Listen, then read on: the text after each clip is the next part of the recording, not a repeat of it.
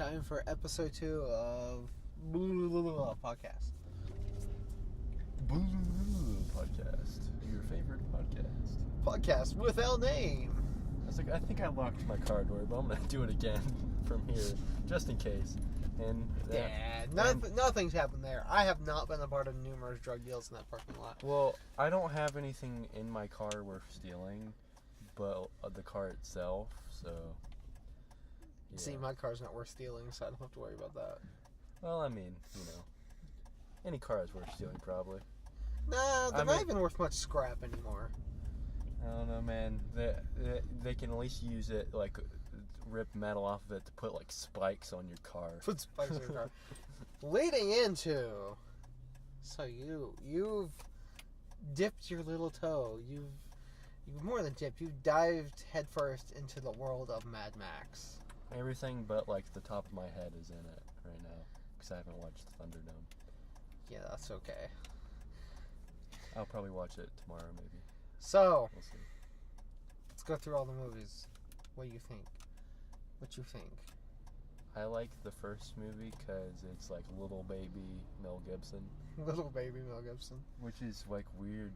He doesn't look like he's 21 in it. He looks young, but he's got a kid and stuff, and he's a rough cop dude. And it's wow, he's only 21. I think that was one of his first movies. If it wasn't his first, it was his second. And some of the car stuff was alright. It was alright. Not the best movie he's named, but it was alright. It was alright. It's some good 80s movie. It was made in 79. Ha. Oh yeah, that's true. That late 70s period. The revenge thrillers, those were all the rage in the 70s. Yeah, which it's funny that was watching some of the stuff about Fury Road, and they're the first one was a revenge movie. And I was like, is it though? Because it's there's no need for revenge until the very end.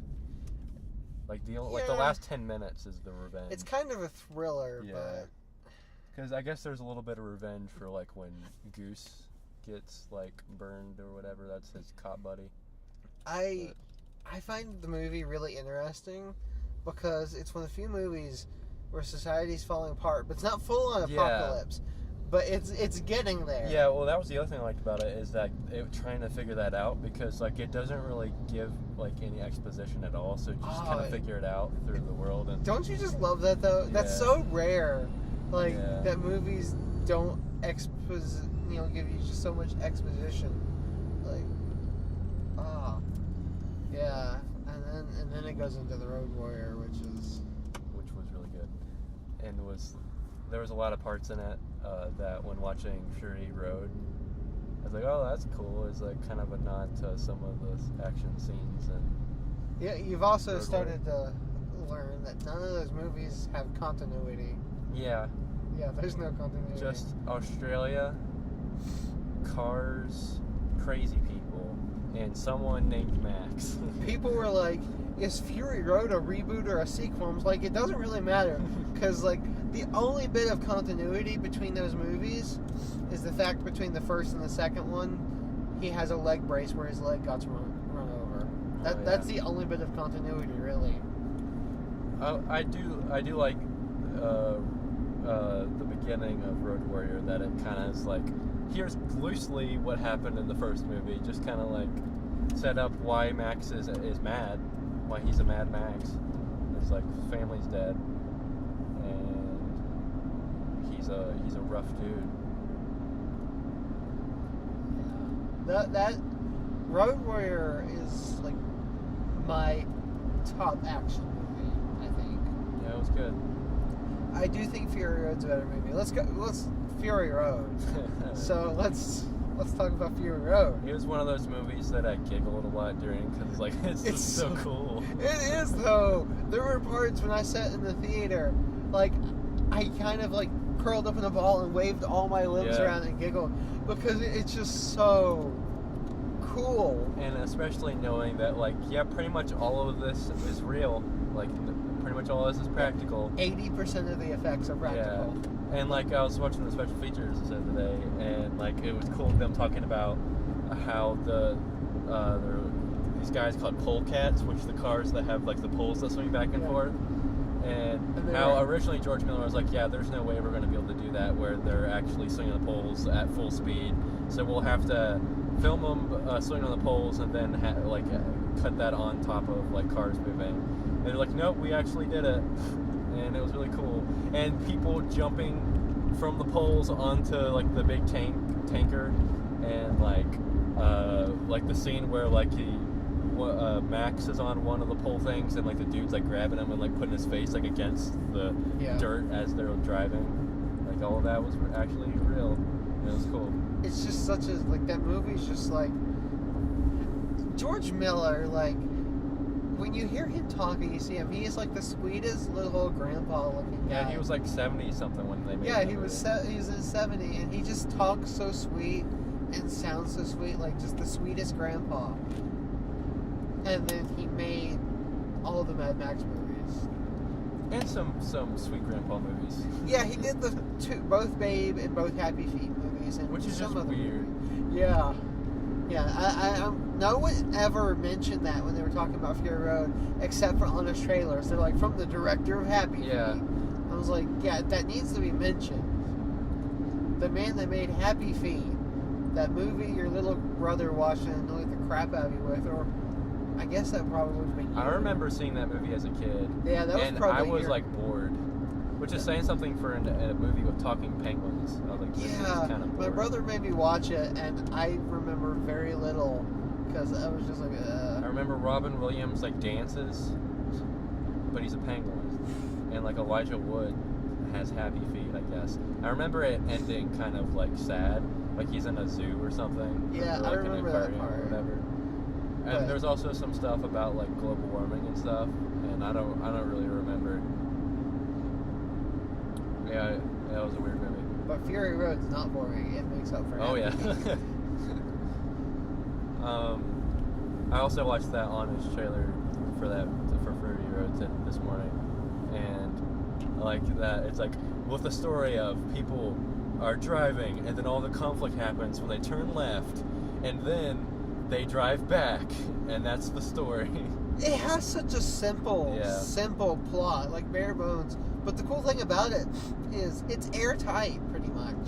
Like, it's not stupid. Like, the Fast and Furious movies, like, you can't really call it a stupid movie. Yeah. Because, like, the plot is so simple, it's, like, stupid proof. Freeing Sex Slaves, the movie. Yeah, and another thing that kind of surprised me about it was how much I actually care about the characters in it. As opposed to the Road Warrior, like none of the people I really care about that much other than Max and the chopper pilot dude.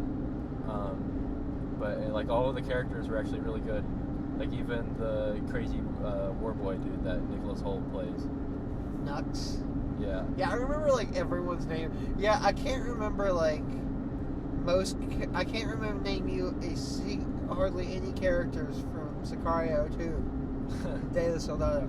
I cannot name you a single character's name. I can rattle off Fury Road names. I don't remember any of the names of the wives.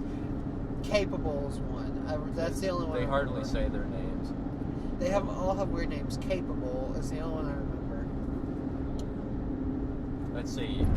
Morton Joe, Max Furiosa, Nux, and like Nux's like friend dude was like started with an S. It's like Slant or something. It's not Slant. That's probably racist.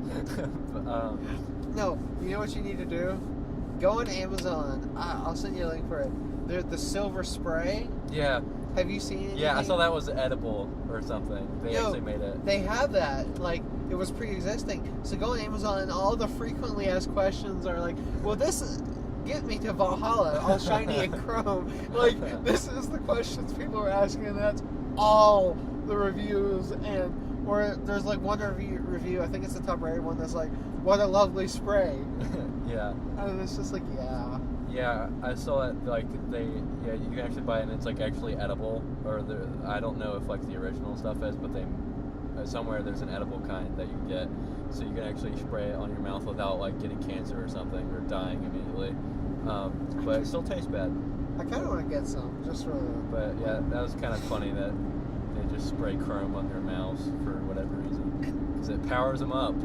That movie's world is just, like, so rich. Yeah. And, like, I just remember when that movie was coming out, like, I was kind of looking forward to it. But all the photos, like, set photos that came out, were really washed and drained. Like, very, like, sepia toned. They looked like something Zack Snyder made. Or no, Terminator Salvation. That's exactly what they looked like. That look. And I was like, And then the trailer came out, and I was like, that looks really good, but I'm not getting my hopes up. I remember the Crystal Skull. And then you saw Fury Road. And it takes all your expectations, shatters them, and then punches you in the throat with them. Because that movie is so insane. And it was nominated for Best Picture. Yeah. And it won, like... I think it was the movie with the most awards. Of all the nominees, all the movies nominated, Fury Road won the most Academy Awards. Yeah, I remember seeing that. That was like, I think, like the first Oscars I watched a lot of, and I didn't really care about it. It was just on. I was like, wow, this Fury Road, this weird looking movie is winning like all the awards. And it's just so insane. Yeah. Like, that was the movie that proved to me, because I started to think like long sequels, like long after the others, couldn't really work. Because Phantom Menace, that didn't work too well. Crystal Skull, no. Prometheus, I did not like that. And then Fury Road came along, and it was just like, nope. And then 2049 came along, and it's like, see, they can be good. Yeah. I was surprised by how much, how similar it was to the game. Because I knew like they were making the game alongside the movie to try to, I guess, make some money off of the movie hype. But like a lot of the cars and stuff look exactly like the ones in the movie. Yeah. And like Gastown, I think, is in both. Most things in that game are ripped from Fury Road. There's very little from the others, I noticed. Probably because Fury Road is probably, as of right now, the most popular. Because, honestly, I hate to say it because I love the first two. But when you watch them after Fury Road, they're kind of boring. Yeah, well, you know, they're movies of their time, so they couldn't do as much crazy action. Yeah, but that said, even by just general action movie standards, even today, Road Warrior still holds up really well and is a very like action, like stunt heavy movie. Like the stunts and the amount of action in it is still on caliber with most action movies. Fury Road just so above and beyond. Like I like that year when it came out, Fast and Furious 7, I think, was coming out. And they were like, oh yeah, this is going to be the biggest, best action movie ever. And then Fury Road came out. And like, it's the biggest, best action movie ever. But oh yeah, it's a critical darling that gets nominated for Best Picture. Because it's, yeah. I've never seen a Fast and Furious movie, and I think it would be a fun thing to marathon them through them and for like a fun, goofy time. But I think I'd rather just keep the streak going of never have seen the Fast and Furious. Okay, I can't. I kind of did your thing. I marathoned all of them over 2 days. Like, I watched the first 4 one night, and then 5 and 6 the next day, because that's all that was out at that time. At first, they're very infuriating, because they're so bad, or at least the first one. By the time you get the second one, your brain's starting to die. So they start to get funny, and by the time you're in the fourth one, like, it's hilarious because it's so bad. Like, they're fun marathon movies, but yeah, they're still terrible. I really want to marathon the Purge movies. Yeah. Because those have, like, a decent premise to them. Like, a moderately interesting idea. And people actually like those movies, alright. But they don't look good. Yeah, they don't. Like, they look like there's a good idea there, and they would have made a great episode of Black Mirror. Yeah. But, that would be a good episode of Black Mirror. But, yeah, other than that, it doesn't... But they look like they'd be fun to marathon.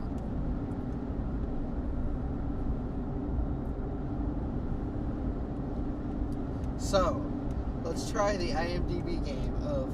Let's connect First Reform, what we're going to see, with Fury Road, what we've been talking about so far. I bet you I can... Let's see how quickly I can do it. Fury Road has Tom Hardy. Tom Hardy was in The Dark Knight Rises with Christian Bale.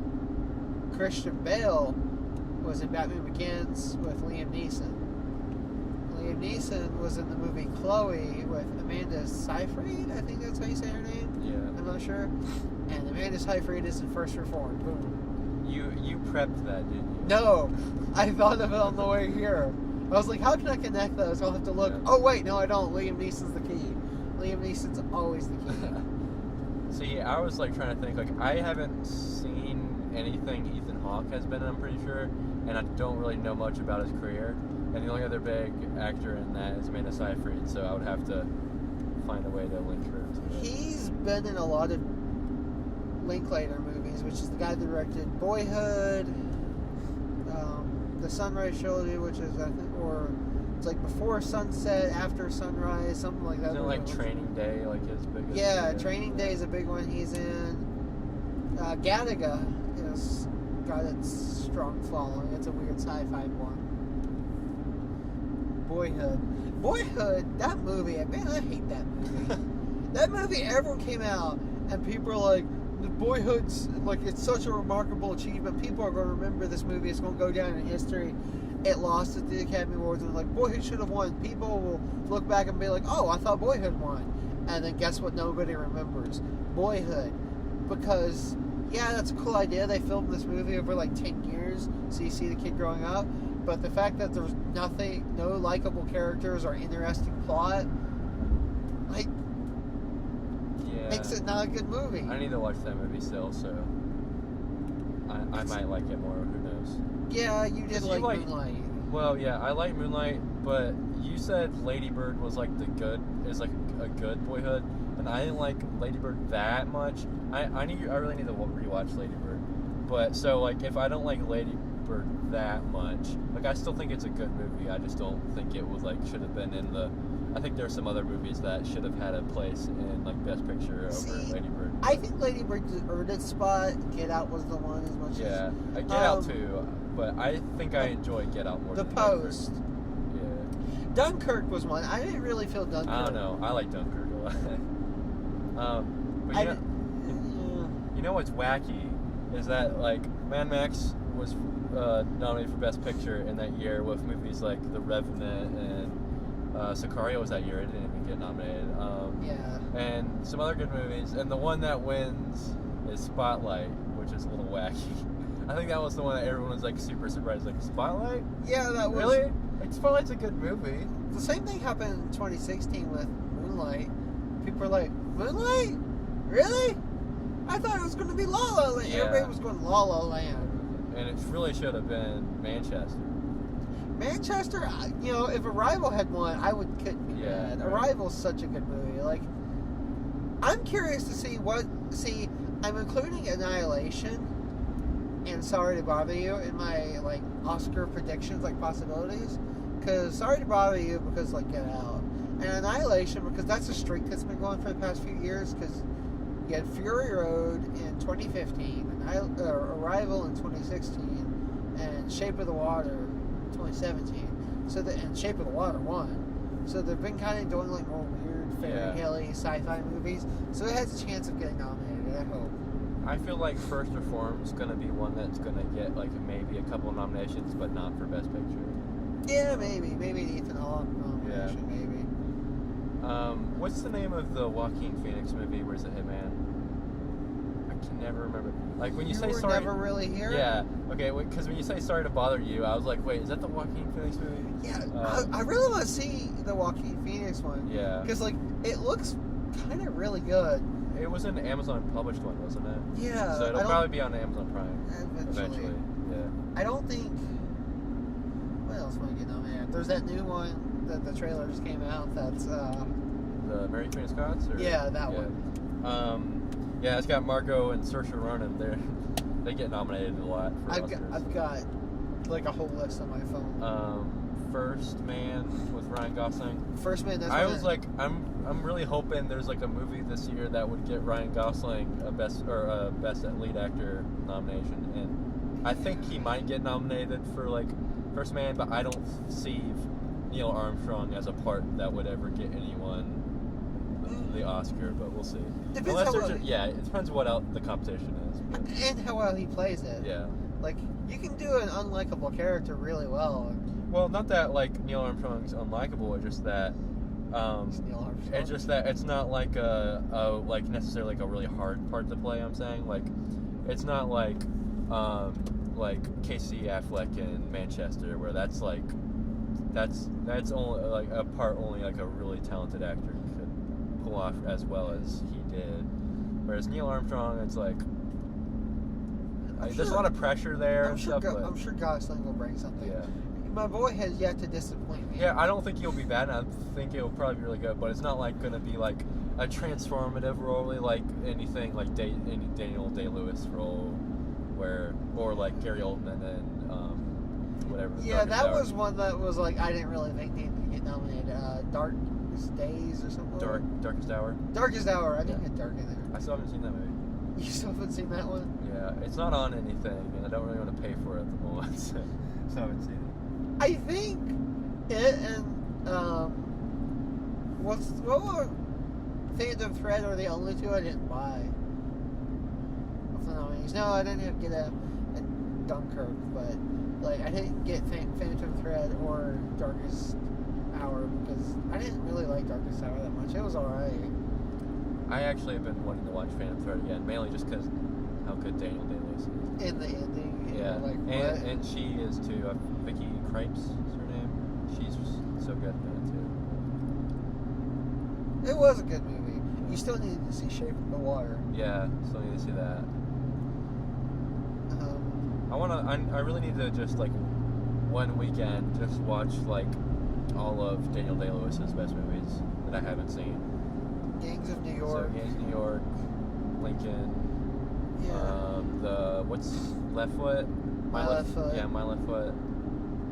There's some weird rom-com he's in, and I always recommend it for people to watch it because it's not good, but just the fact of Daniel Day-Lewis in a rom-com is too much of a novelty to me to pass up. Like, I think the only Daniel Day-Lewis movies I've seen are Phantom Thread, There Will Be Blood, and Last of the Mohicans.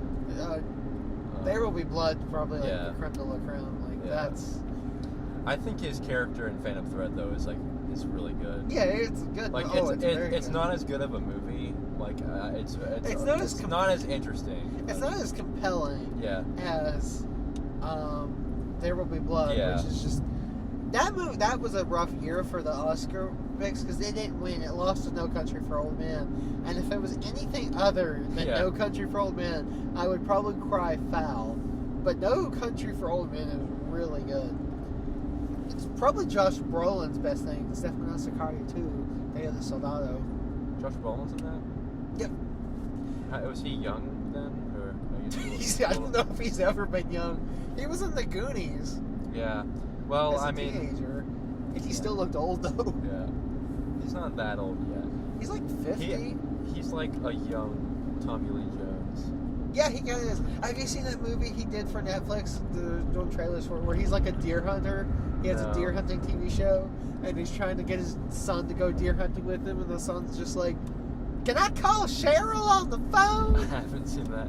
It's so bad. Oh, it looks so bad. Like, it looks as bad as his mullet in Sicario 2, Day of the Yeah. Soldado. Josh Brolin is like quickly becoming like one of my favorite actors. He's really good. good. He's just in a lot of shit movies. Yeah. But he's good. Like this year, he was in like 3 movies, like Avengers, Sicario, and like one other. I'm forgetting. He's in Deadpool 2. Deadpool 2. That's it. You know who else is Deadpool 2? I didn't realize? I can't pronounce her name, I'm sorry. But the girl that plays Donald Glover's baby mama. Yeah, Zazie Beetz or Yeah, whatever. she's in that. Yeah, I've knew seen that. pictures for her character before, but then I watched Atlanta and I was walking at the mall and I saw a poster for it at FYE and I was like, I know who that is! Yeah, see, I knew that because it was, I don't know whether it was on like Twitter or some group or something, but it was like, hey, the girl from Atlanta is now in a big movie, good for her. Because that's the thing, like all these actors from Atlanta that weren't big, which is everyone other than Donald Glover, are now like doing a bunch of stuff and it's great. And Donald Glover's even getting bigger. Yeah. Because he was in Star Wars. He's in the Lion King remake. Yeah. He plays Simba. that's also a movie that's being made. I hope. But yeah, watching the first season of Atlanta, it was like, yeah, this dude that's playing Darius is going to be big, and then yep, he's in Get Out, and now he's in Sorry to Bother You, and I love Darius. yeah, He's just so good. But I really like, I think like one of the best performances in that show is I can never remember the name of the actor, but Black Justin Bieber. Alfred, no. Alfred is like really good in that too, and I hope he's in White Boy Rick, so I hope. Ooh, that's another one I'm looking forward to. I don't know if I genuinely think that's an Oscar chance. Like, it could be. Like, I think of like those movies, Hot Summer Night stands a better chance of being Oscar-y. But just the fact that it's called White Boy Rick and has Matthew McConaughey and a mullet, I feel like I have to see it. Yeah. And then I really want to see Black Klansman. I know that one will probably. That one looks so good.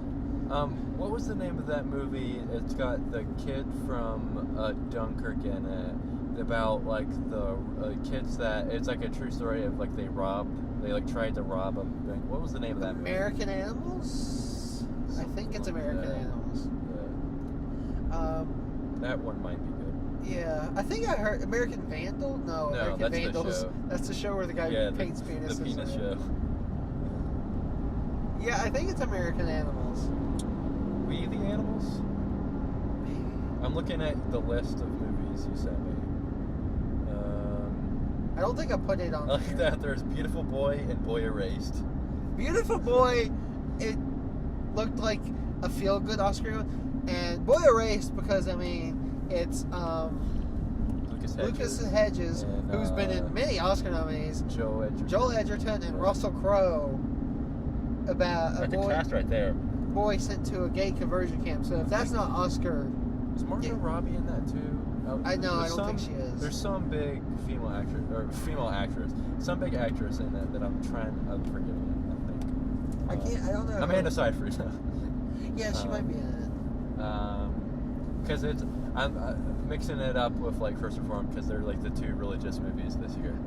Well, there's that other one that's its competition because that happens every so often when we get two movies with the same plot or whatever, or that are virtually similar. There's that one with what's her name? Chloe Grace Moretz or something, and she's being sent to a gay conversion camp. I didn't watch the trailer for that. And that looks like it's potentially Oscar-y, but that one to me looked more like teen Oscar, like it's Oscar bait and for teens, whereas I think Boy Erased is actually just going to be a really good movie. There's some pictures for Boy Erased, like just a couple. You get to see Russell Crowe, who's playing a Baptist minister, and he's wearing like a fat suit, and he looks so Baptist. Wow. He looks like he came straight from KFC, and it's great. Man, I completely lost my train of thought with Russell Crowe in a fat suit. Maybe he might have just gotten really fat. I don't know. Remember Russell Crowe when he was in good movies? Granted, he was in The Nice Guys. I think that was the most recent movie where he was in that was actually good. I think The Nice Guy was supposed to be. But him and Ryan Gosling, need to see that one. But he hasn't been doing great lately. He did A Winter's Tale. What are you talking about? Winter's Tale is Noah. I haven't seen Noah though. I hear it's real bad. But it's Darren Aronofsky, and I have a hard time. Wait, that was Darren Aronofsky? Yeah, that was Darren Aronofsky. That was his last movie before. All I know about that is Russell Crowe and Emma Watson, which is just in a biblical movie. It's just weird. It's also got Jennifer Connelly, who I'm trying to think of something she was in. You might say, because you haven't seen Requiem for a Dream. You should watch Darren Aronofsky's movies. He's kind of like the other side of the coin to Nicholas Winding Refn. Well, I don't know if you'd say that because they're both super pretentious and super artsy. He's just maybe a little less creepy about He wears a lot of scarves. Yeah, I think he is a little less creepy because he. They need to make a movie together. Oh God. They need to be best friends, bro. Oh God.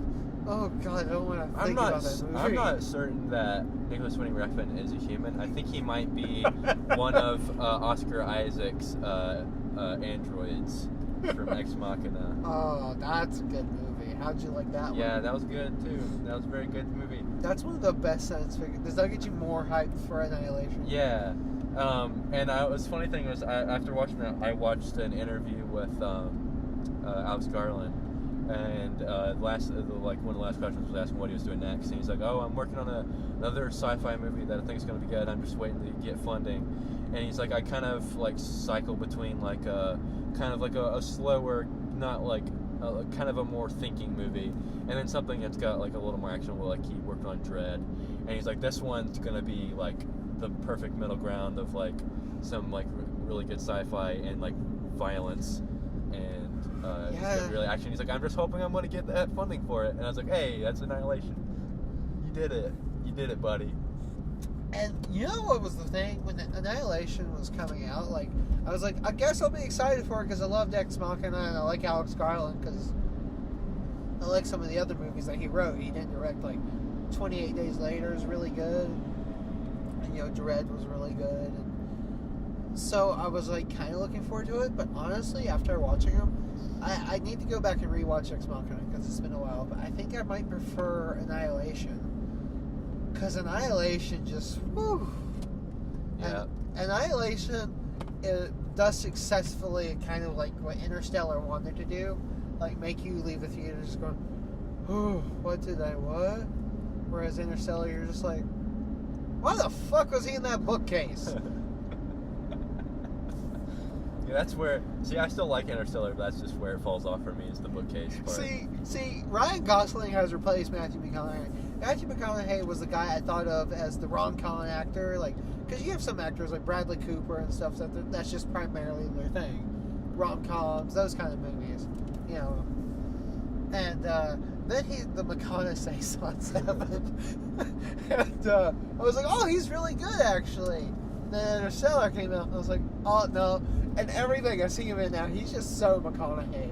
Yeah. Like, White Boy Rick is like perfect looking to me. Now Ryan Gosling's replaced that because he's actually got a ton of really good movies. Speaking of which, Blue Valentine, which is one of his, is on Netflix now. That's supposed to be really good.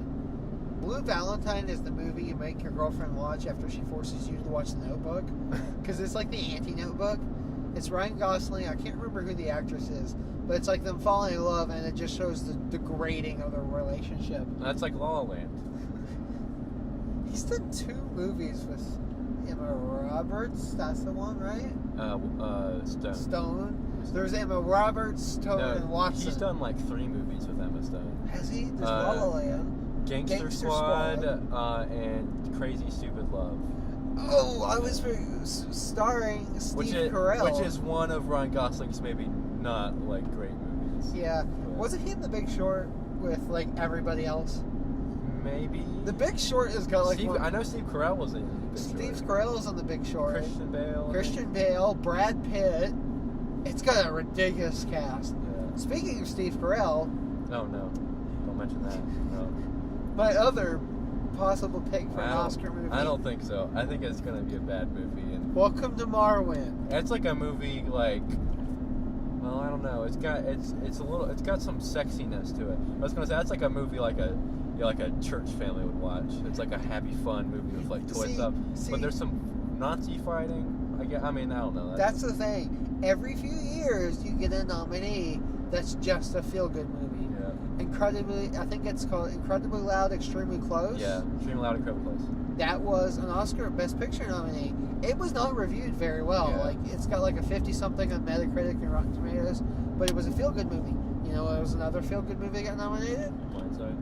Blindside. You want to know another feel-good movie that was nominated and won? Forrest Gump. Manchester by the Sea. Oh. And Forrest Gump was directed by the same director as Welcome to Marwen. But yeah, that movie looks so bad. I want to see it. Yeah. I want to see it so much because White Boy Rick, and Black Klansman are the movies I want to see the most right now.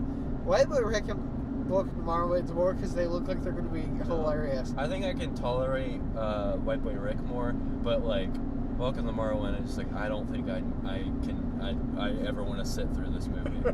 It'll be fun. Like the trailer was too much for me. Like I wanted to stop watching the trailer. It'll be so much fun though, because it's going to be so bad. Gosh. It's going to be so Maybe bad. at like a drive-in, but that's not a movie that would ever be at a drive-in. The Ritz, maybe. I don't know. That was. if it gets nominated. Black Klansman's like the one I'm super excited. I don't know why. I think that's the movie I'm most excited for, because it's like, it's kind of my sense of humor too. Like, Yeah. it's kind of dark, kind of political comedy. Yeah, it looks right. And also Adam Driver playing another redneck role for Adam Driver, which is great. Adam Driver's great. I like Adam Driver. And then, so is this like the first movie Denzel Washington's son has done, like a big movie? I don't know the name of the actor, Yeah, I but can't remember his name. I know you just said the lead dude is Denzel Washington's Yeah, son. well, his last name was Washington, and he kind of looked like Denzel Washington. I was like, is he related? And I looked it up. Yeah, that's his son. I don't know if he's had a big starring I role. don't think I've ever heard of him. He was in Remember the Titans? Or maybe Malcolm. He was in one of Denzel's movies when he was a kid. Yeah, that looks good. Sebastian Stan's also in it too, is that? I think. Remember? Topher Grace is in it. Remember Topher Grace? No. Well, I'm trying to think of something. He was that, like, nobody used him. He was in Spider-Man 3, I've seen the Spider-Man 70s 3. show. I've seen Spider-Man 3. Who was he in He that? was Venom. Oh, he was that guy. Yeah. Yeah, I don't think I've seen him in anything else other than He was in Predators. that. Who's he? Is he the KKK dude? Yeah, he's the KKK, Okay. the skinny little one. I'm pretty sure he doesn't age because he looks exactly the same as he does on that 70s show, even though he's like 40 now. He looks the same. Yeah, there's a lot of actors like that. Like Tommy Lee Yeah, Jones. Tommy Lee Jones. he just came out old and wrinkled and just stayed that way. Yeah, he doesn't really look any different. Brad Pitt still looks. Brad Pitt and Tom Cruise both still look kind Yeah, of. Tom Cruise especially. He's like 55 or something. Brad Pitt's starting to show like. That's the funny thing is, like, Tom Cruise, I think, is my parents' age. And I'm just like, man, what happened to you guys? Have you seen Tom Cruise? And they always really appreciate that. I said that to my mom once. And we were like, "Well, these people afford plastic surgery," and I was like, "Yeah, but I don't think Tom Cruise is plastic surgery. I think Scientologists kept him." yeah, Scientologists kept him alive. That, and he's like, and like still does like super actiony roles where he does like all the stunts, and he's incredibly fit. And I respect he and Keanu Reeves because their commitment to stunts is like. Keanu Reeves is come unsung here. He's really good with stunts. Like I think he's better than Tom Cruise. Like the choreography he does in John Wick is like so good. I want to know how much of the stunts in Fury Road, Mad Max, and Charlize Theron actually did. I think they did a I fair mean, did I amount. say Mad Max? Tom Hardy. Tom Hardy and Charlize Theron. I think Tom Hardy did because Tom Hardy's that kind of guy. From what I gathered, like I he's guess Charlize Theron doesn't have a ton because she's like mostly driving and shooting. Yeah. Like she doesn't jump around too much except for the part where they kill Morton Joe. Spoilers. Whereas like he's like, oh, there's a problem with the engine, and Tom Hardy's like, all right, I got this, and then he's like jumping between cars and stuff.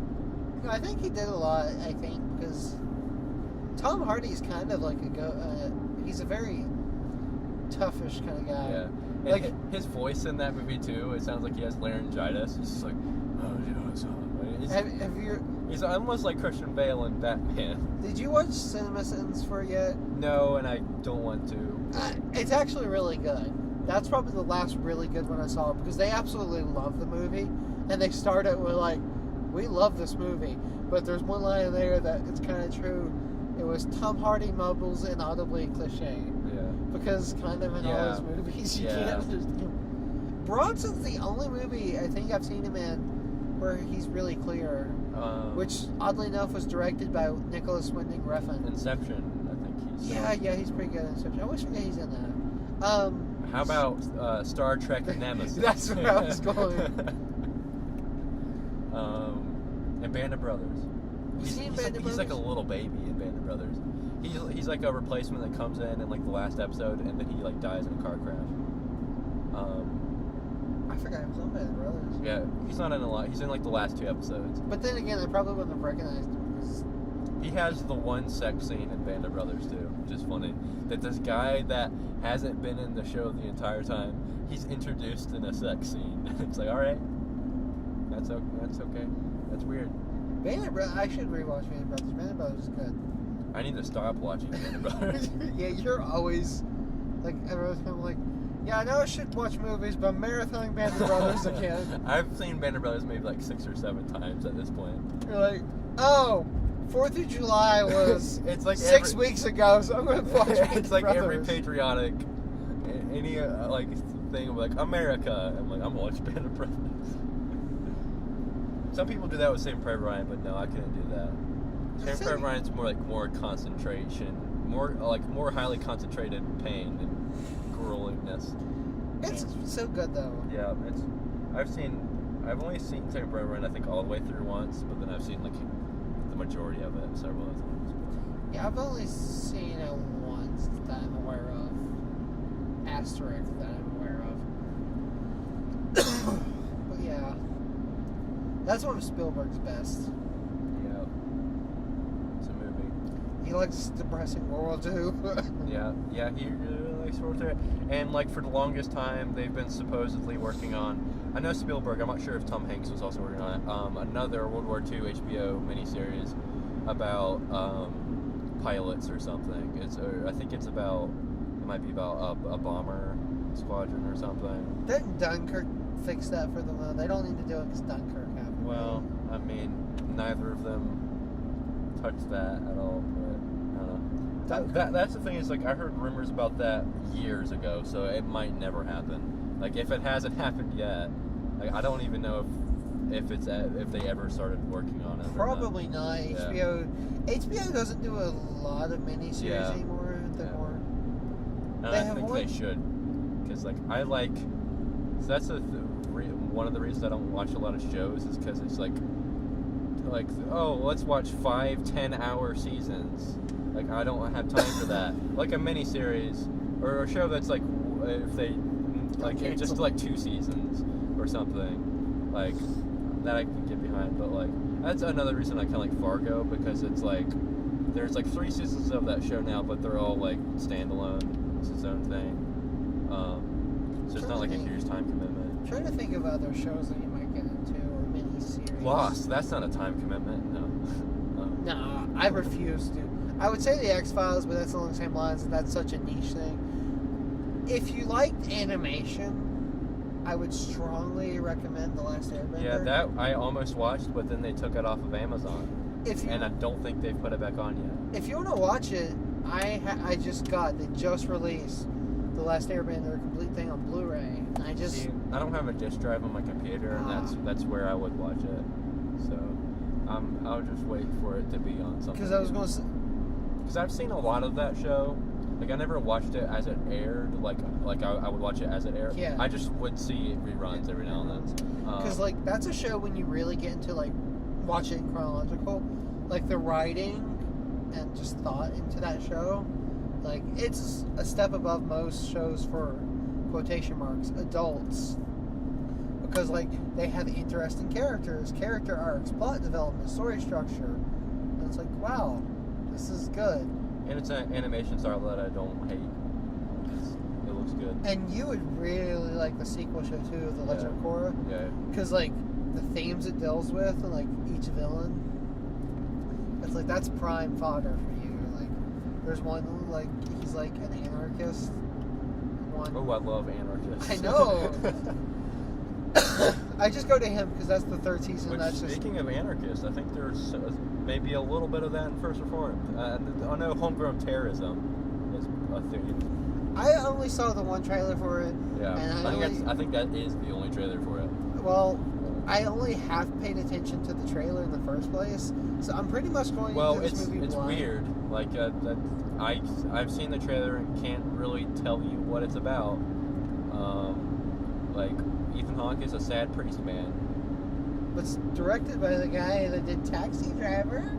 Yeah. Does this movie? Or he wrote Taxi Driver. Yeah, not directed. Martin Scorsese directed. I don't know that he's directed many. He has. He's directed several movies. I looked him up. A lot of them aren't very good.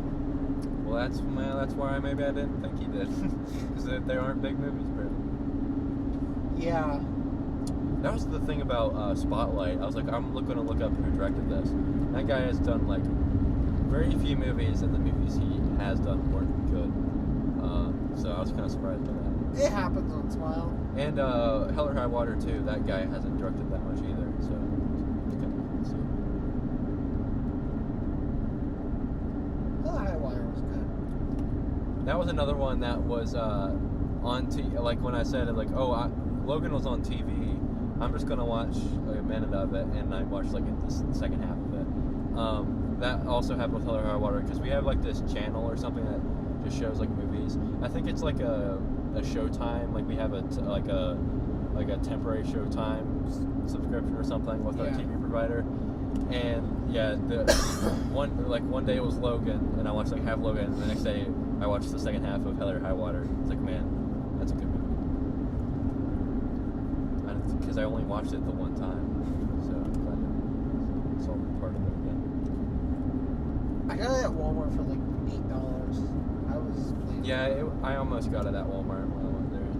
If you ever find yourself in Pounding Mill, Virginia, for whatever reason, because it's in the middle of nowhere, their Walmart has not one, not two, but 3 $8 Blu-ray bins. Wow.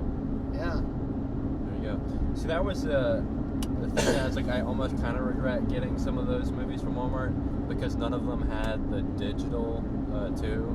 It's kind of a bummer because I wanted the. What did you get? Like I got Inception, Live Die Repeat, Edge of Tomorrow.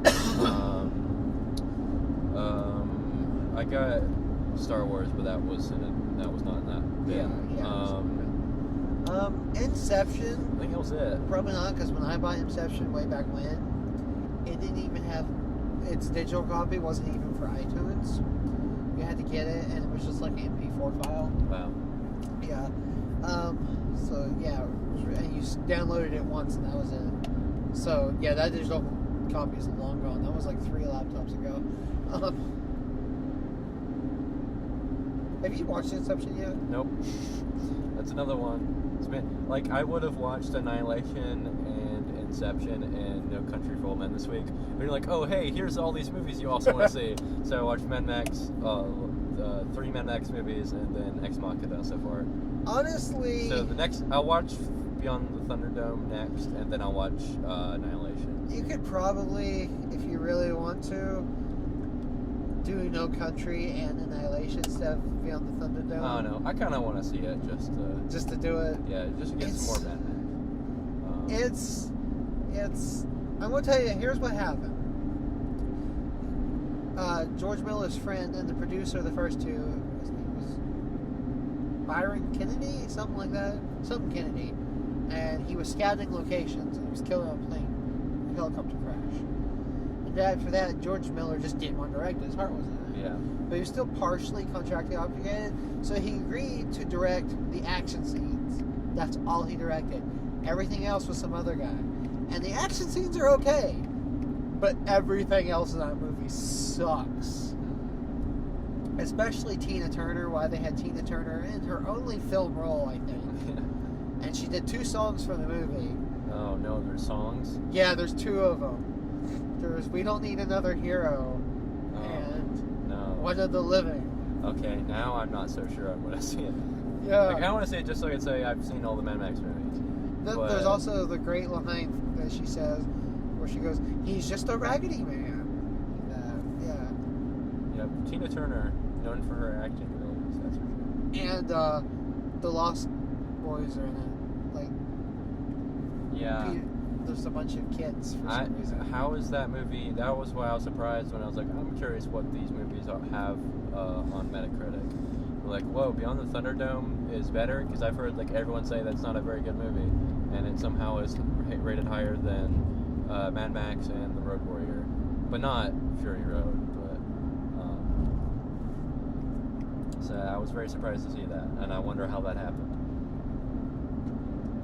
A bunch of journalists paid off. That's what happened. Yeah, all those journalists for that Australian movie in 1985. I was blown away at looking at Sicario de los Soldados Metacritic, and like there's like 2 10s from The Guardian and Chicago Sun-Tribune. Then I was like, what in the world are you doing? Like, I can understand someone like liking the movie, like, yeah, this movie's good or all right, but a 10 out of 10? Are you crazy? Like, I can understand people liking it more than I do, which is to say I don't like it. So I can understand someone kind of liking it or liking it, okay, liking it for what it is, but like a 10 out of 10? Like, if you like Sicario 2, Day of the Soldado, that's okay. A 10 But out of it's 10? still a shit movie. Like, I think. don't even think Sicario 1 is a 10 out of 10. No. And it's like one of my favorites. It has Yeah, some it's not problems, really. but it's a brilliant movie, though. What would be Denny's best movie? I would probably say Blade Runner 2049 for me. Granted, I haven't seen Prisoners or Incendies or his other French movies. Yeah, I haven't seen any of his French movies. Arrival, though. See, I think Arrival's really good, but it just has that one thing bringing it down with the cheesy Jeremy Renner. Other than that, it's a perfect movie. Yeah, I mean, it would have been probably But better. Blade Runner 2049, I don't really have any problems with at all. I think it's like one of my favorite movies ever, and Sicario as well. I think Sicario slows down a little bit, and like the parts where they're like, oh, we're gonna stake out this bank for a while. Oh, and then now we're gonna go to bar, and then Emily Blunt's gonna get almost murdered by what's his face from Walking Dead. John Bernthal. John Bernthal. John Tylenol. I think that part is like not terribly interesting and like kind of brings the movie down, but I think the rest of it's perfect. And then let's see what else. I think that's it. I've seen It's so hard to believe that Sicario and Sicario 2 are like connected because they're such radically different movies. I also don't. I just want to believe that Taylor Sheridan did not write that movie. No, because they found that script in a warehouse that they closed in like 2007 because that's when the script was written because that's how outdated it was. I hope that's true because I don't want to. That ruins Taylor Sheridan for me. If he came out like, no, I wrote that word for Or word. maybe he wrote it when he was like a film student.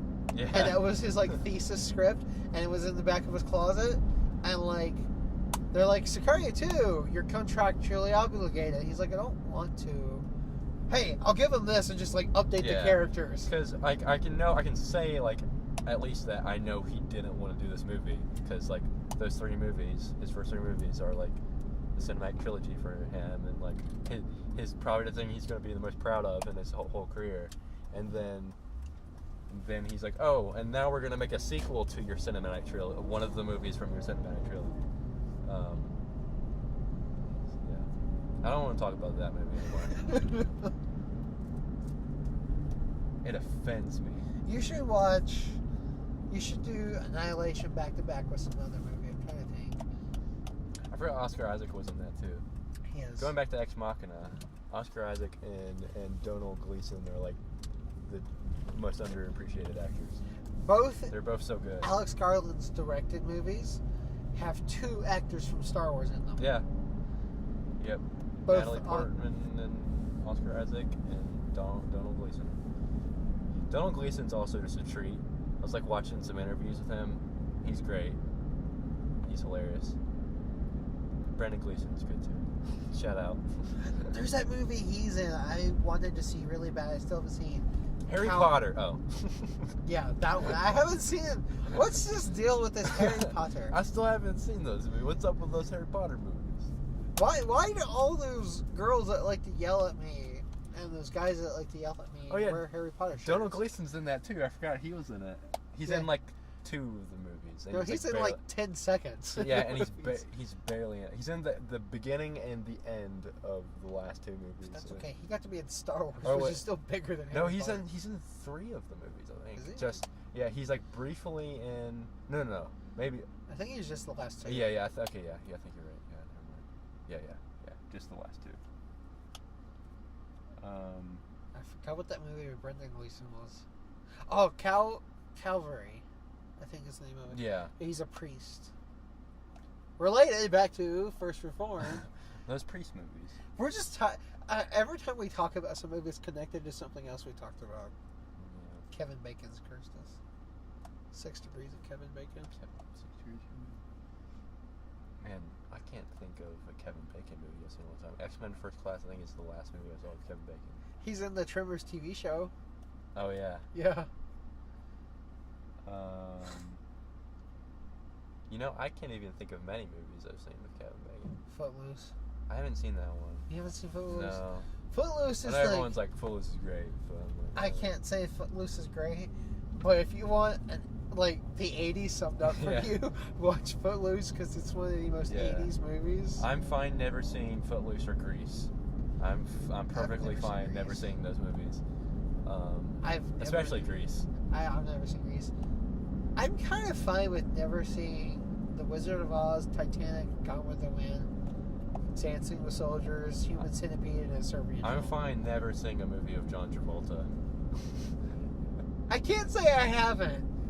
I think the only movie I've seen of John Travolta, and I didn't even see all of it, was the one with Nicolas Cage, where he like steals his face or whatever. Oh, that movie's beautiful though. That movie's a work of art. Cause think, who's one of the weirdest actors out there? John Travolta, right? And- Who's one of the other weirdest actors? Nicolas Cage, right? What's weirder than them impersonating each other? Yeah. That movie is hilarious because you got John Travolta impersonating Nicolas Cage, and Nicolas Cage impersonating John Travolta. It's a treat for the senses. But I can deal with like Nicolas Cage, like he's fun. But John Travolta, something about him. I don't like Nicolas Cage is some fun. him and John Goodman. But John Goodman's an actually like good actor. I just for some reason I don't like John Goodman. You're not gonna like. I 10 don't- Clo- You're I- not gonna like 10 Yeah, Cloverfield Lane. I don't know what it is. I just don't really like John Goodman. I'm sorry, John Goodman. Is it because his ball sweats popcorn butter? No. That's what would have been my That was guess. that was a good tweet. That literally, I think of that joke every time I go to a theater. I think of it now every time I think of John Goodman. You've ruined John Goodman for me, even though I didn't like him. He's really You good. somehow at made him worse. What is he in that he's really good in? 10 Cloverfield Lane. Briefly in Inside Llewyn Davis, That's true. and He's in Argo. I still haven't seen all of Where Brother or Oh Brother Where Art Thou, but I've seen the scene he's in. He's like the music, the producer dude or licensed Producer dude. record guy. I don't know what he is, but and they like sell their soul to him or whatever. I don't know what that movie's about. So Yeah, I've never seen that movie. I've been meaning to simply because it's the Coen brothers. yeah, it's like the one Coen Brothers movies that I know like normal people have seen. That like oh yeah, Oh Brother Where Art Thou? I love that movie. They like shoot cows or something. It's a movie that people around here, you know. I like that movie. Can get- They shoot cows. They shoot cows in it or something. There's like a bunch of redneck. They're good old boys. Oh It's my like a southern God. movie, which like it and Forrest Gump. You know, two good southern movies. I hate Forrest Gump. I don't hate Forrest Gump. I like Forrest Gump. I hate Forrest Gump. I think it's a good. I hate Forrest Gump. What is it? The best movie? No. But is it? In the year that Pulp Fiction and Shawshank Redemption came out? No. That's an okay John Travolta movie, Pulp Fiction. I don't like Pulp Fiction. Oh yeah. I don't like Pulp Fiction that much. You will find I'm one of the few people that kind of prefers Tarantino's later movies to his earlier movies for whatever reason. I just don't like Pulp Fiction or Jackie Brown or Reservoir Dogs. I also still really need to watch, speaking of Tarantino, Inglourious Bastards, a movie that I've seen, like, many scenes of, like, on TV or, like, on YouTube or whatever, but I've just never, like, sat down and watched that I'm movie. pretty sure it's on Netflix. Yeah, it is. And it's one that's like, oh, yeah, I'm going to I watch have this seen one. it. It's pretty enjoyable. Yeah. Movie. It's fun. It's fun. It's fun. It's fun. Some alternate history where they kill Hitler or something. Or, Something like that. did they kill Hitler in it? Spoilers. Oh, God. I I'm a spoiled a god. movie that I haven't even seen. I'm spoiling Well, that's the myself. thing is, I've seen the ending of it, though. You're or spoiling at it. least the most of the ending. Like Christoph Waltz like kills people, and they shoot up the theater or whatever and blow up stuff. And It's got Brad Pitt. Brad Pitt and the girl from the Nicolas Cage movie, National Treasure. Well, I can never remember her name. I think the only things I've ever seen her in are Did you know she's actually German? Yeah. I didn't Yeah. know that. I just saw something about that after that. Yeah. And then they're like, oh, she's actually German. I was like, oh, she has a good accent. Yeah. Because, yeah, I saw that somewhere in an interview or something. Alright. It's time for us to be reformed. Alright, let's reform. So, Kelton, do you feel reformed? I'm pretty reformed. Pretty reformed. Pretty reformed? I'm trying to remember.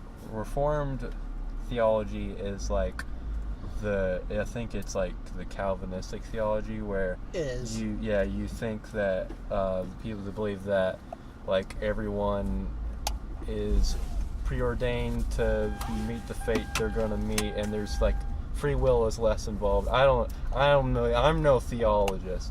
I'm not. I know a but it- little bit because yeah. my mom was super into it. and Yeah, well, a lot of I've had people I know friends. are against. It's like one of those really polarized things. Everyone's It's either the Last against it- Jedi of Christian. Yeah, things. really. It's the Last Jedi of theology. You either really like it or you really don't like it.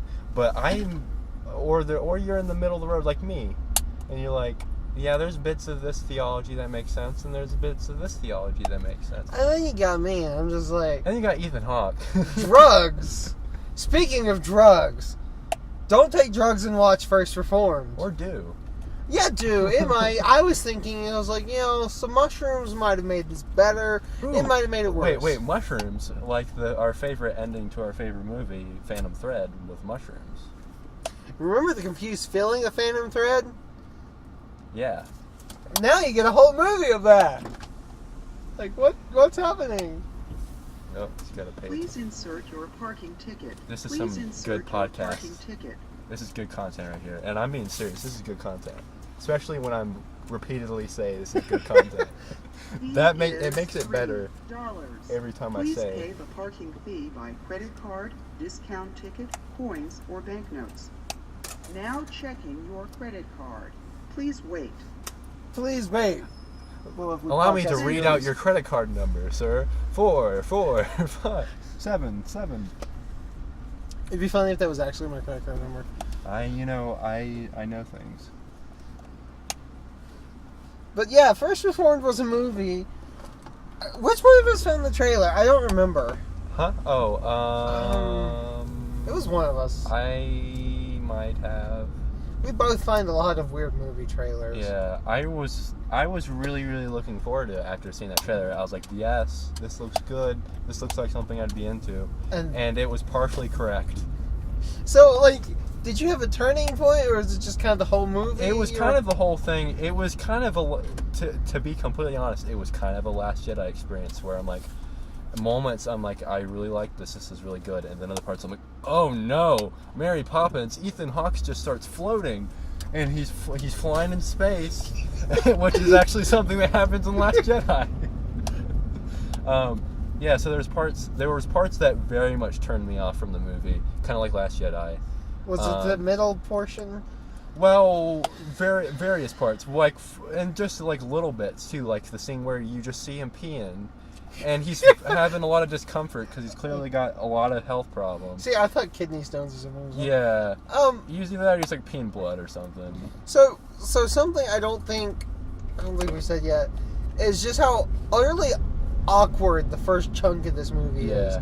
Like, I feel it's deliberate, but every Yeah. interaction. Which that actually reminded me of Manchester by the Sea. Yeah, I got a lot of 'Cause, those like, vibes. everyone in that movie is incredibly uncomfortable, but that's, it's intentional. And he really is, Ethan Hawke's character, Reverend Topher, was that his name? Toller. Toller. It really is kind of like that character in Manchester by the Sea, like kind of tortured, semi-emotionless, hopeless person, but in a different take on that kind of person. It's just such a... Oh my god. There were several parts in this movie where you and I were leaning out of our seats pretty much, get as close to the screen as possible to try and understand. It really kind of was a Neon Demon kind of experience, where it's like, It I have to was. watch this. I have to see every second of this. It was I have to watch. only Asterisk would add this was better than Neon Demon. Yeah, Yeah, the first like 2/3 of the movie weren't incredibly boring, unlike Neon Demon, where it's really good to look at. It's very pretty, but it's just so. It wasn't as pretentious, honestly. That's saying something, because this movie was a little pretentious. Yeah, this movie is definitely definitely really heavy-handed with the message it was trying to have, but at the same time, it doesn't really resolve that message. It doesn't resolve anything. Yeah. It doesn't end. It doesn't. It literally doesn't end. Like, I was expecting some kind of, like, crazy ending, like, I don't know, like, them saying something weird. Something abrupt, something like, 3 billboards. And now you are first reformed. And then credits. Yeah, whenever that happened and it just went straight to credits, it didn't go straight to credits, it went It straight just to went black. black I thought for a few seconds. I was just like, just wait and see, like, what did the theater mess up and Yeah. start showing the movie? I was like, Was is this it- a Mercer Mall kind of moment where they just that happened with Baby Driver? The audio, whenever my brother and I saw Baby Driver at that theater, Yeah. went to credits, the audio cuts out, and I was like, is this supposed to happen? They screwed up Fury Road when I saw Yeah. it. But no, that was not what happened. No, that was a choice. That was a choice. Someone decided, oh my god, this movie. Did I like it? I know. Did you like it? That's that kind of thing. It's also kind of reminded me of the experience of Phantom Thread coming out of it. I'm not knowing whether or not I liked it. With that said, I think Phantom Thread is definitely more on the like than this one. I think Phantom Thread is definitely a better movie. I think I like this one. I got Taxi Driver vibes too from it. I haven't seen that still. I haven't seen it, but I know the plot to it, and Yeah, I know it's like he's a taxi driver, but he's not actually a taxi driver. He's like a killer or something. that scene when he's not in Taxi Driver in this movie, when Ethan Hawke is screaming into the preacher robes. Yeah, Because Amanda Seyfried showed up yeah, all pregnant and bothered or something. This movie, oh yeah. Now this made me like constantly throughout like wonder, ooh, where's this gonna go? This could go a bunch of different ways. and none of them went anywhere. Well, no, yeah, that, but and I was like, Ethan Hawke really shouldn't be the person counseling this dude because Ethan Hawke is in the same place. It's like, oh, is this gonna be where Ethan Hawke goes the same route the man or whatever his name Michael went? And then it's like, oh yeah, it seems like it. And then he's like, no, Amanda Seyfried, do not go to this thing that is this event that's gonna be full of people I hate. Don't go to it. No, don't go to it. I'm telling you, don't go to it. I'm like, yep. And then the next scene is him with the vest. I'm like, yep. And then Amanda Seyfried shows up, and so he gets real upset. So and like you might think like he's gonna rip off his vest because this girl, Yeah, I that can't he kill. likes. I can't kill Amanda Seyfried. Yeah, and her unborn baby. I saw that one movie she was in. I can't kill her. I saw Chloe where she had sex with Julianne Moore. I didn't see that movie. That's all anyone remembers I about don't- that movie.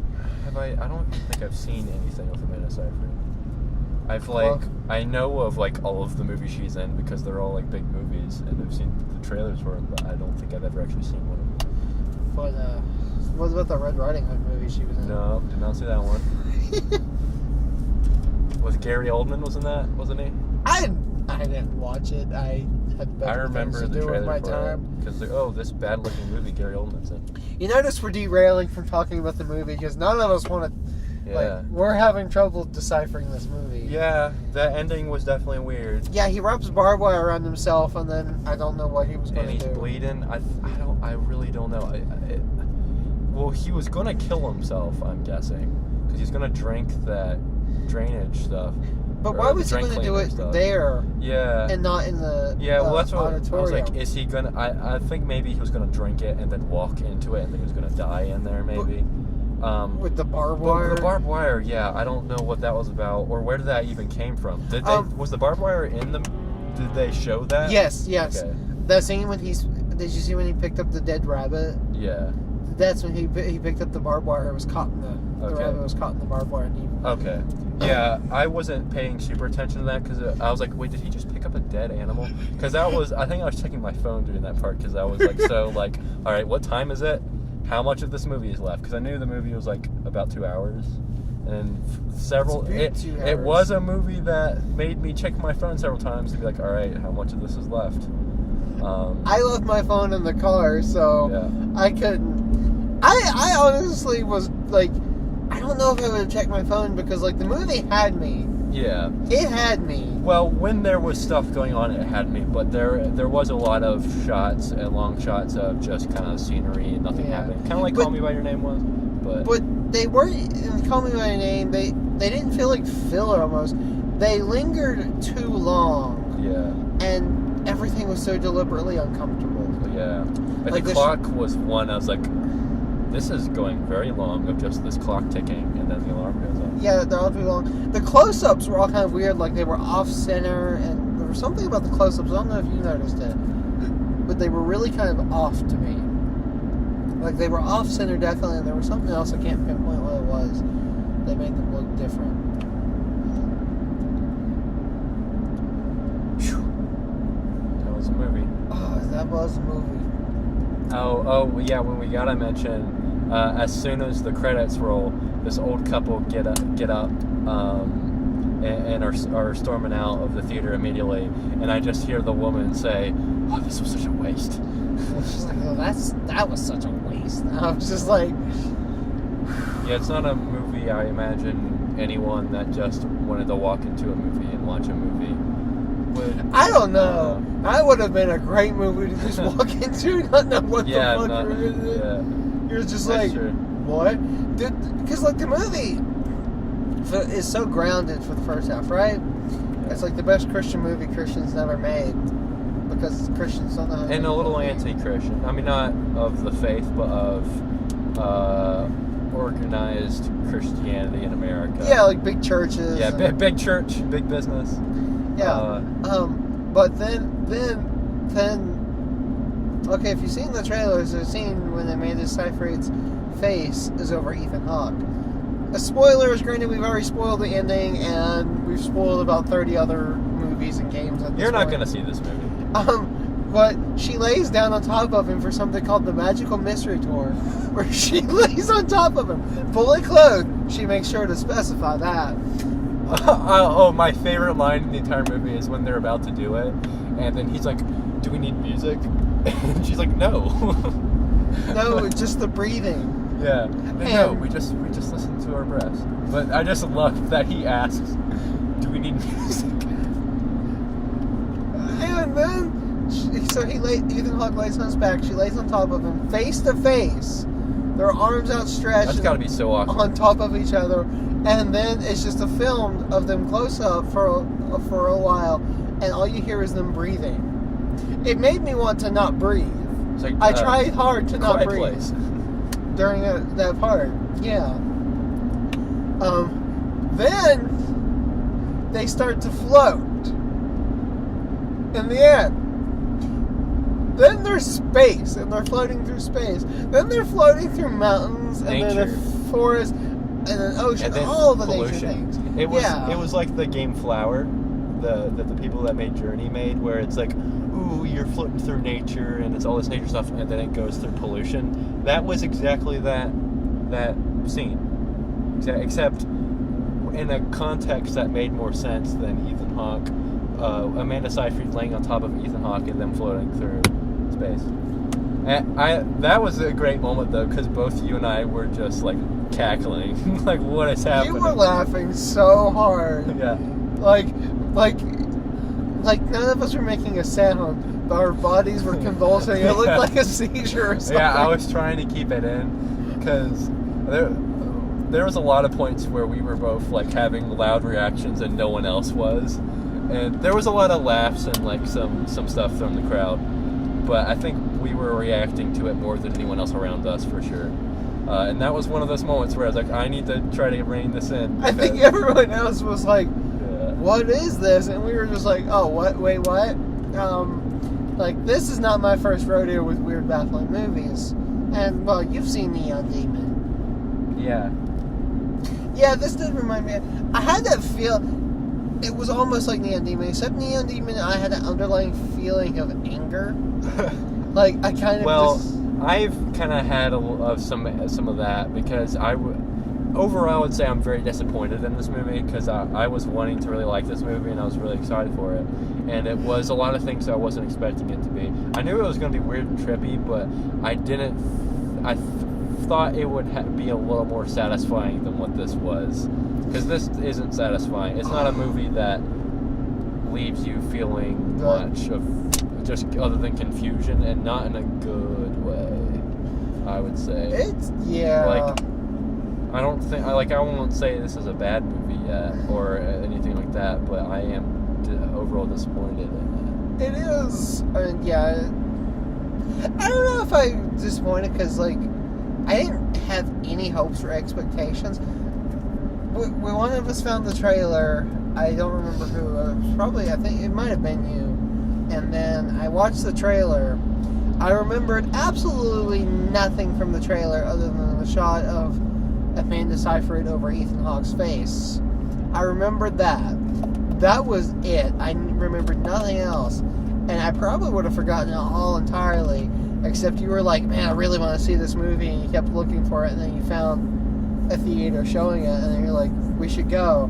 I was like, well, the movie, you said that movie's going to be weird, and it's Friday the 13th. We should go see it on Friday the 13th. Hey, it's Friday the 13th. And then we did, and I had no expectations, and I guess that made it a little more bearable for me, but it was still... See, I've watched that trailer quite a few times. Oh, see... Because I liked it, and I actually watched it again this morning, because it's been a while since I've thought about the movie, and then I was like, alright, after watching Mad Max Fury Road, I need to kind of get in the head for this kind of movie, and not Mad Max Fury Road, which is constant action and a really fun action movie in a weird, crazy post-apocalyptic world. Like, I need to kind of get in the head of this weird thinking man's movie. A thinking man's movie. But and so I watched the trailer again, and I watched one review, which I only watched just a little bit of because they were going a little bit more into the plot than I wanted, so I just immediately stopped watching it, just because I kind of wanted to know what we were getting into. Yeah. What kind of reviews has it been getting? I think it's been getting okay ones. I think it's sitting somewhere like in the 70s or 80s on Metacritic. I think it's been semi-good reaction. I know the review I was watching, it was the YouTube channel What the Flick. I don't really like them or watch the reviews, but they were like the only one that had a review. They're always a suggestion. And they gave it an 8.3 and an 8.5, the two people on it. I think some people give movies like this a pass because they're so artsy and they're... But there's good art and there's bad art, and I'm going to go into pretentious territory. Because I love pretentious, artsy movies. Like, really love pretentious, artsy movies. When they're good. Like... I'm the person that argues 2001 is one of the best films ever made, and there's so many indie films I watch. I love indie movies, but this movie wasn't even really bad. It was just weird. It didn't really know what it wanted to be. Yeah. Like, and maybe that works. I don't. I'll say I don't think anyone likes this movie unless they are pretentious. That's what I'll say. Anyone that like stands by this movie as like they really like it and they really advocate the movie are pretentious. Either that, or they like saw the movie at an exclusive showing, or like at a festival, at a movie festival, and they're like, yeah, I'm all juiced because I saw it at this festival. Now I or like they're it. on drugs. Or they're on drugs. Yeah, if you watch that movie on mushrooms or acid, or maybe even weed, like that movie probably would have been okay. Not mushroom, not acid. Actually, the only part that would have been enjoyable is the flying through nature. That would have been really fun. Otherwise, you would have just been really sad. Oh, I think the proper way to watch this movie is to be drinking a significant amount of alcohol, and like Ethan Hawke does throughout the movie. With Pepto-Bismol. Yeah, we haven't touched that yet. Yeah. He mixes Pepto-Bismol, and I think it was bourbon. Yeah, because he's got a bunch of stomach problems, and he's like hasn't been taking care of himself, and he's like in a weird mental place, and he hasn't been taking care of himself, and he goes to the doctor, and he's like, yeah, you got some stomach problems, you might have cancer or something, and we're going to do some tests. So he's like, all right, I'm going to take care of myself now. And what I'm going to do to take care of myself is to pour Pepto-Bismol in my whiskey, so at least it semi-helps my stomach as I destroy it. I thought he was going to drink the Pepto-Bismol and then wash it down with whiskey for like a joke moment. Yeah. But nah, there were no jokes in Yeah, this that was movie. like a Ron Swanson moment, but no, it's Yeah, it was like Ron Swanson putting the banana on the hamburger. in the burger. Yeah, it's a great scene. There was a poster for some movie outside that Nick Offerman stars in where he had a guitar or something. He looked singing and happy, and there were pretty colors on the poster. And man, I want Nick Offerman with pretty colors to come sing to me to make me feel better after seeing this movie. Well, how about the band? There was a concert happening immediately outside of the theater. Like literally, like there was Like a one lane wide street between the theater and grass, and there was a concert right on the grass. And it was pretty loud, and we could hear it in the theater. Luckily, it ended not too long after. Also, we moved. Yeah. We first sat in the balcony, which there was no doors to, so the sound just carried straight up the stairwell. So we moved to the downstairs, which had the door that shut, and kind of muffled the sound a little bit. Yeah, that was better. And it ended, I'd say, maybe like 20 minutes into the movie, maybe even earlier than that. Yeah. I didn't hear too much more. Just when people opened the door, really. I think we stopped paying attention to everything. Yeah. When you get Pepto-Bismol That was whiskey- back when oh man, that was a good time when I was still in the movie and not immediately repulsed by anything. Although the peeing scene is like pretty close to the beginning, right? Yeah, it's early on. Isn't that like the first scene? I'm trying to remember how it starts. It starts with It starts with a really long shot of the church. yeah, well, and him narrating like I'm gonna start doing Yeah, this it's him journal reading thing, the and diary. it's like him. Here's another thing: is he writes more in the diary after he's like resigned to I'm gonna blow myself up. And I was expecting that to like it would start the narrating what he had written as he was going to do that thing, but then he never goes and does that thing, and we never know what he writes, which is kind of a weird thing. I kind of got what they were doing there. Yeah. Because, like, they've been narrating everything, and it's like, oh, we're going to leave this last bit, which he probably wrote as, like, a suicide note Yeah. or manifesto. As, like, I guess you, the audience, can infer what that is. But then Amanda Seyfried came up and he wrapped rusty barbed What a wire. weird ending. He wrapped... Now, here's the... let's break down the entire ending. He wrapped rusty barbed wire around himself, right? He puts on a white robe, which then gets a few little blood specks. I know what Only you're a talking few, though. Not a lot, just a few blood specks, right? Yeah. And he picks up his glass of whiskey, bourbon, whatever, pours out the contents, fills it up with Drano, goes to drink it, sees Amanda Seyfried standing in the room next to him staring at him. He drops the glass, runs to her, they embrace each other in a tight hug while he's wearing barbed wire. I'm assuming he's still wearing barbed wire, and then just vanish into the ether. And they just start making out. Yeah. The And movie cuts to black for about 5 seconds, and then the credits roll. yeah, and I loved whenever she first like hugs him, and your reaction just to me like, oh, because like she's gonna be pushing in on those barbed wire. Now here's the She's thing. not gonna get stabbed by it too. Here's the thing. I think you only ever see the blood on the front side of him, and she'd be covering him up.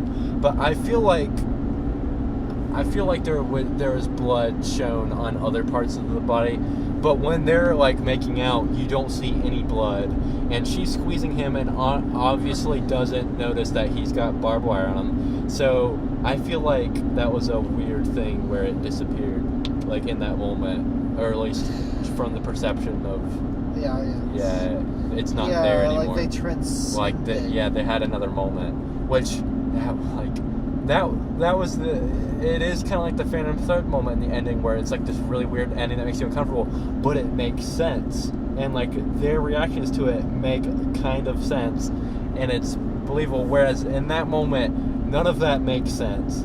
Like the barbed wire, them making out suddenly, like none of that made sense. Phantom Thread made sense. It didn't at first. Like, I couldn't quite understand at first, and then I think I figured it out, because like he's obsessed with his mother through the whole movie. And then he gets sick, right?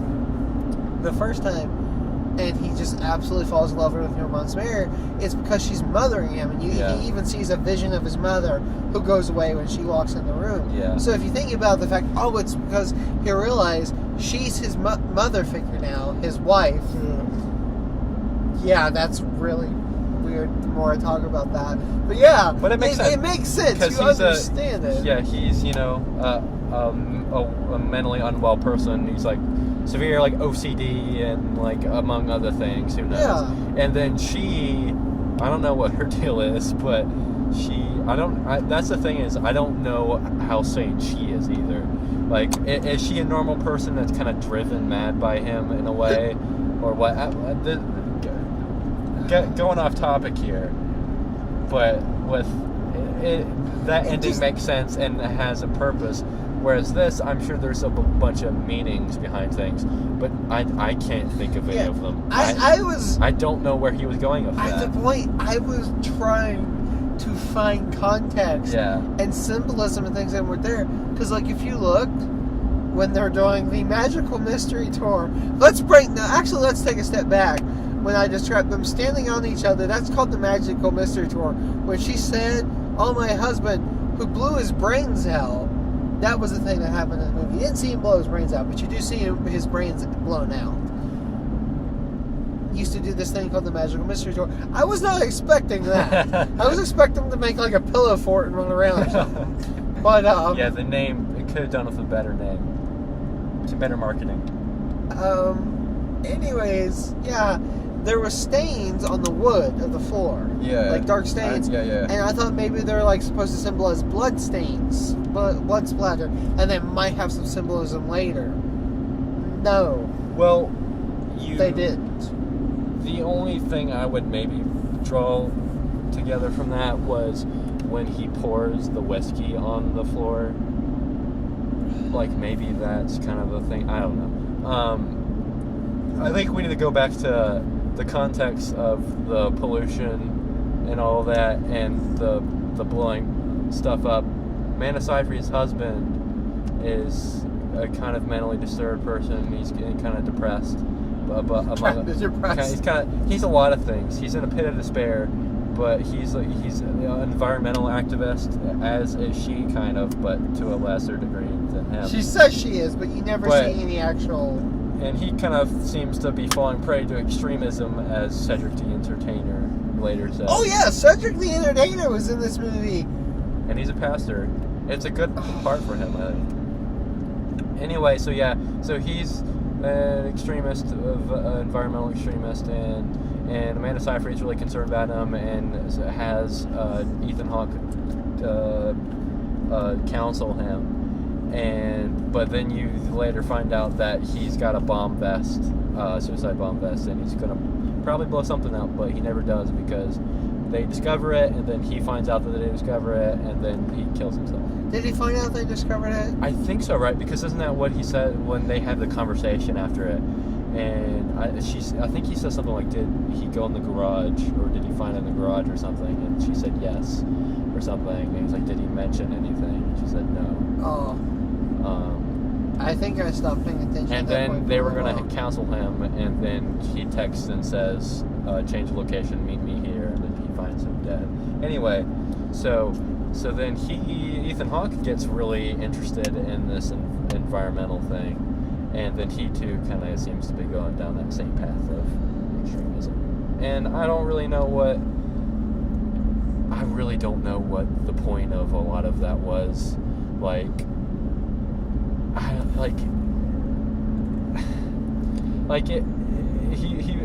I don't know if he's really trying to have some commentary about what we're doing to the planet, or if that was just a plot device of what's something, an issue today that people could really get into and fall into extremism. Like, I that's the kind of thing of, I'm not sure if he really was trying to be heavy-handed in messaging, like, we're destroying the planet and whatnot, or if that was just coincidental. Was he trying to be like Mother, where the message is so heavy-handed, or was it just genuine? Like not genuine, but like that's just coincidence. Like he just picked, oh, this is a big issue. Let's use this one. I did like the bit of commentary though about when Ethan Hawke has the conversation with Cedric the Entertainer and the dude that owns that energy company. Oh yeah. And they're talking about the environmental issue because he finds out that Ethan Hawke is, believes in it, and they have that argument about it, and like whether it's both like from a practical standpoint of hey, we're destroying the earth, and then the guy's like, oh, it's not really a big deal, and then he brings in theology and he's like, God wants us to be good stewards of the earth and not destroy his creation, and then he's like, oh, so you know what, God, I really like that conversation because that is a conversation that it's a good handling of where the church in America struggles with that issue, which is kind of ridiculous because there's nothing unbiblical about climate change or about pollution. There's nothing in the Bible that suggests, hey, we should just be completely apathetic to this issue. Really. And Cedric the Entertainer brings up a verse that he uses later from Romans. I forget what it was. His defense of so gonna burn up anyways. That was kind of, and then Ethan Hawke's like, oh, so we should just destroy God's creation so he can restore it. We should just sin so he can forgive. I really like all of that stuff. I liked his handling of that, and that was the parts that was really I was like, all right, this is good. And some of the other parts with Amanda Seyfried and her husband and him counseling them, that was good. And then it just goes into weird paths of I don't know what this movie's trying to say or do. Yeah, I thought the guy that got to play Amanda Seyfried's husband was good in the fact that he came across as very realistic. I don't know how to describe it. Yeah. But like, he felt like the actual character and actually believed that like someone, like he wasn't just, oh, this is what my character believes. No, like he sold that really well. And that was worth mentioning too because in the movie there's Ethan Hawke, there's Amanda Seyfried, there's Cedric the Entertainer. Those are the only three actors that anyone would know their names, and then everyone else is like actors I don't know that they've done anything. Yeah. I don't know that like her husband, the energy company guy, the guy from First Reformed that's like the organ player and like seems to be kind of like a little bit of a caretaker of Ethan Hawke, and then the choir leader at what was the name of that church? Cedric the Entertainer Church. It had like a really a modern name that made me laugh because it's like it began with an A. Man, I forget the name of it, but it's like one of those like modern mega churches that doesn't have like a normal name. It's like the Movement, but it's not actually. That's not the name. I forget. All Life or something. Yeah, like it's something. It's something like it's Life is. Yeah, Life is in it, but none of those actors. I don't think they've been in anything I've seen. I doubt they've done much. I love Ethan Hawke, that scene. He's got the choir director. He's like, I despise you. I was like, I don't know where this is going, but this is funny. Yeah, I don't know. Yeah, that was interesting because I think it was kind of a moment of him just like, he doesn't actually hate her. He just hates what she does to him, and that she's very concerned about him in a little bit of a heavy way. Like they definitely have like a past or something. Like I think there's reference to them maybe being romantic at some point. That was another thing, is I couldn't quite gauge that. Well, she said a line. She's like, do you think what we did was sin? Yeah. And I was like, oh, so they did something. Yeah. There was some hanky-panky going on. I really don't... something happened. I kind of don't imagine it was that dramatic, though. Like, it was something. But and then he mentions, in that moment where he says, I despise you, he mentions, like, you're a stumbling block to me, that he doesn't want this relationship because it affects his, I don't know, I guess his whatever he does. Yeah, whatever it is he does, his righteousness or whatever, his deep theological mind that and she shakes the balance. But I don't really think it was in a way though that like he's tempted by her or something like that. I think he just doesn't want anything to do with her. I don't know. That's weird. But he did have the hots for Amanda Seyfried. Yeah, for sure. That was another part of the, like, just a lot of those parts of the movie, like him with the choir leader and him with Amanda Seyfried, where I can't gauge at all what is the intention of that. Yeah. Like, there's so much for you to kind of theorize yourself. Like, almost every point of the movie, there's so much for left open to interpretation, and I don't really think that's a good thing necessarily. There's levels of like open for interpretation, and like if your movie has no concrete structure or Yeah. foundation, But it suffers from like I don't know. that. This tanker has got me thinking about Mad Max Fury Road. How did you prefer Mad Max Fury Road to First Reform? Oh man, you know, I went into both of them kind of with the same mind space. You know, they are very similar movies, very similar experiences. But I think Fury Road comes out on top as the superior action movie. Fury Road just came out as a superior movie because it made sense. Yeah. Like, granted, Fury Road's plot literally is they drive, they turn around. That's the extent of the plot. This movie didn't have a plot that much. It had a little bit of plot. I mean, I've yeah. seen movies with less of a plot. Lady Bird had less of a plot. Lady Yeah. Bird had no plot. Lady Bird was just like life was the plot. It was just the life of Lady Bird and this pivotal moment in her life. In 2002. And that was the thing of coming out of that is like I don't dislike that. I just don't feel like Lady Bird handled that in a way that was that satisfying. Like I came out of that movie just being like, okay. And I think the main problem I have with Lady Bird is the ending isn't like it didn't do it for me. That's my main problem with Lady Bird, and other parts of it too that didn't make a lot of sense. Like there's a lot of threads throughout the movie that kind of go nowhere, and I feel like that's kind of intentional. It's like 'cause that's it's life. Not everything is like a movie that has a climax to it. Something just fizzle out. And now this movie kind of is similar in that nothing is resolved, but it's not that kind of movie. I don't think that's the intention. I think Paul Schrader thinks things were resolved and that the ending does go places and has meaning, and he wants you to find it though. Is Paul Schrader Nicholas Winding Refn's father? That's what I'm saying. I feel like there's a weird relationship between him, Nicholas Winding Refn, and Darren Aronofsky, where they're all kind of, and they're all in a similar headspace, but they take it in a different place. Darren Aronofsky, I kind of like because he's made some movies that, at least I think for the most part, are good. The rest was good. Black Swan is whatever. Did you watch Drive? Yeah. I did watch Drive. think Drive of it? was pretty good. Yeah, I really like Drive. I've seen 4 of his movies, Nicholas Winding Refn. 2 of them were good. 2 of them were less good. Drive was really good, and Bronson was really good. Tom Hardy's in that? Yeah, he Okay. plays Bronson. Okay.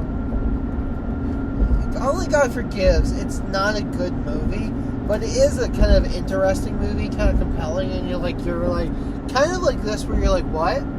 And then you have Neon Demon, which is that special sort of like that Suicide Squad quality of like, oh wait, what now? What? I'm confused now. What? Okay, no. What? Why is she having sex with a corpse? This needs to stop. Yeah, that's that movie. Yeah. So we've gone through 2 movies so far. This or Sicario 2, David Soldado. Which one? Yeah, that was one of the things I wanted to say immediately after coming out of it, but I didn't because I wanted to say it for this was like, man, I can't really think of which movie I'm more disappointed by, and I think it's this one because going to Sicario, I thought it would be better than it was, but I wasn't going into it thinking You were pretty angry at that one. I wasn't going into it thinking this could be great.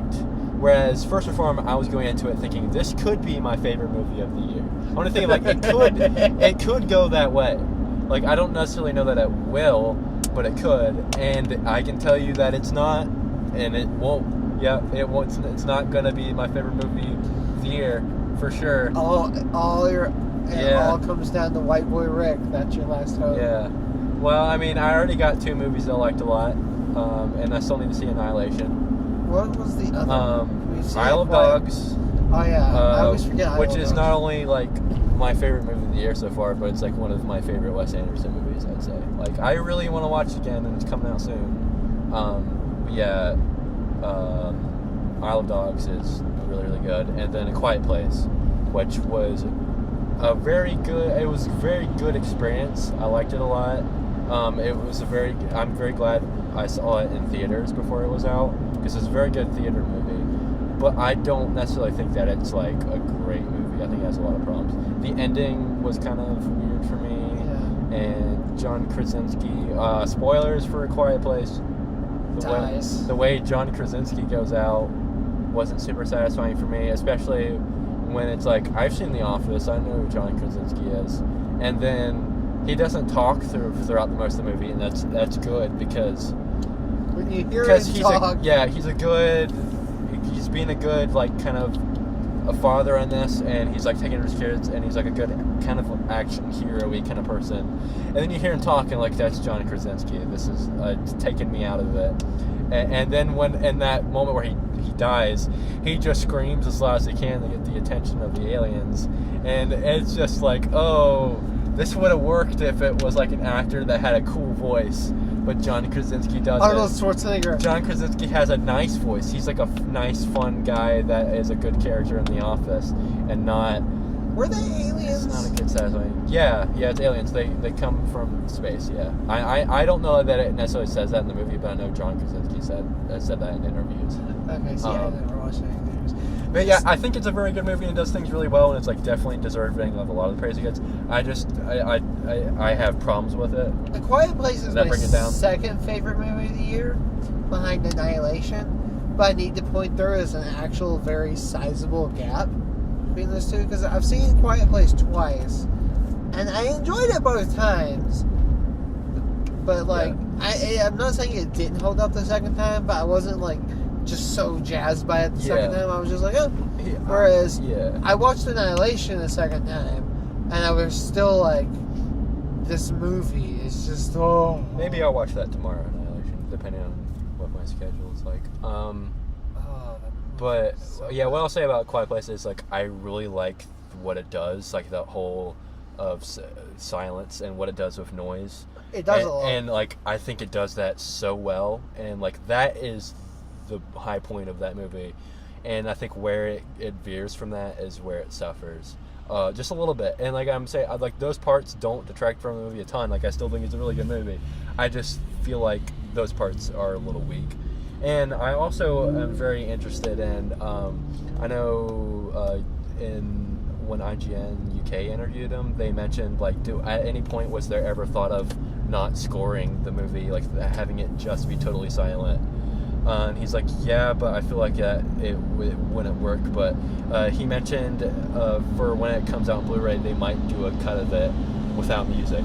Okay, and I feel like that would be really interesting. But it'd be kind of interesting to see how it is with music and how it is without it, and if it actually benefits from it, or if it was smart that it included the music. Like the Logan Noir cut. Yeah. I still haven't watched that one yet. It's supposed to be 2 black and white cuts I've heard are really good is the Logan Noir, which just comes on the Blu-ray. So is it just black and white that's the only difference? I think so. Okay. Yeah, but like I've heard it's really good. And then there's Fury Road Black and Chrome edition, which is black and white. That's cool. Yeah. That one I'm a little less jazzed about because that movie's just so colorful and pretty. That was one of the things I wanted to say when we were talking about it earlier with the game. I think the game is really, really pretty, and I was like, man, driving through this desert's great, and the way the sand comes out. But like after watching Fury Road, I was like, ooh man, that game could have a lot more color that it doesn't have. But like Fury Road is very red and orange, and it's like, it's great. It's so good looking. and I think the game takes it in a little more realistic desert, where it's a little more tan, it's a little more brown. The game's desert. It's a lot less color, a lot less character. It goes a lot towards the original Mad Max looking landscape. Yeah, like Road Warrior. Which one of the reasons for a color difference is the first 3 Mad Max movies, to the best of my knowledge, were all shot in Australia. They couldn't shoot Fury Road in Australia because they just had record rainstorms and the deserts were all green. They had grown over. So they had to shoot it in Africa. Yeah. So that's one reason. But I think it really works for that movie, it being so colorful, that it kind of gives it a character. And it's like, it's a very warm color that's like kind of think suits like an action movie a lot more. One movie we haven't talked about that we've both seen, we didn't see it together, but we have both seen, Incredibles 2. Oh yeah.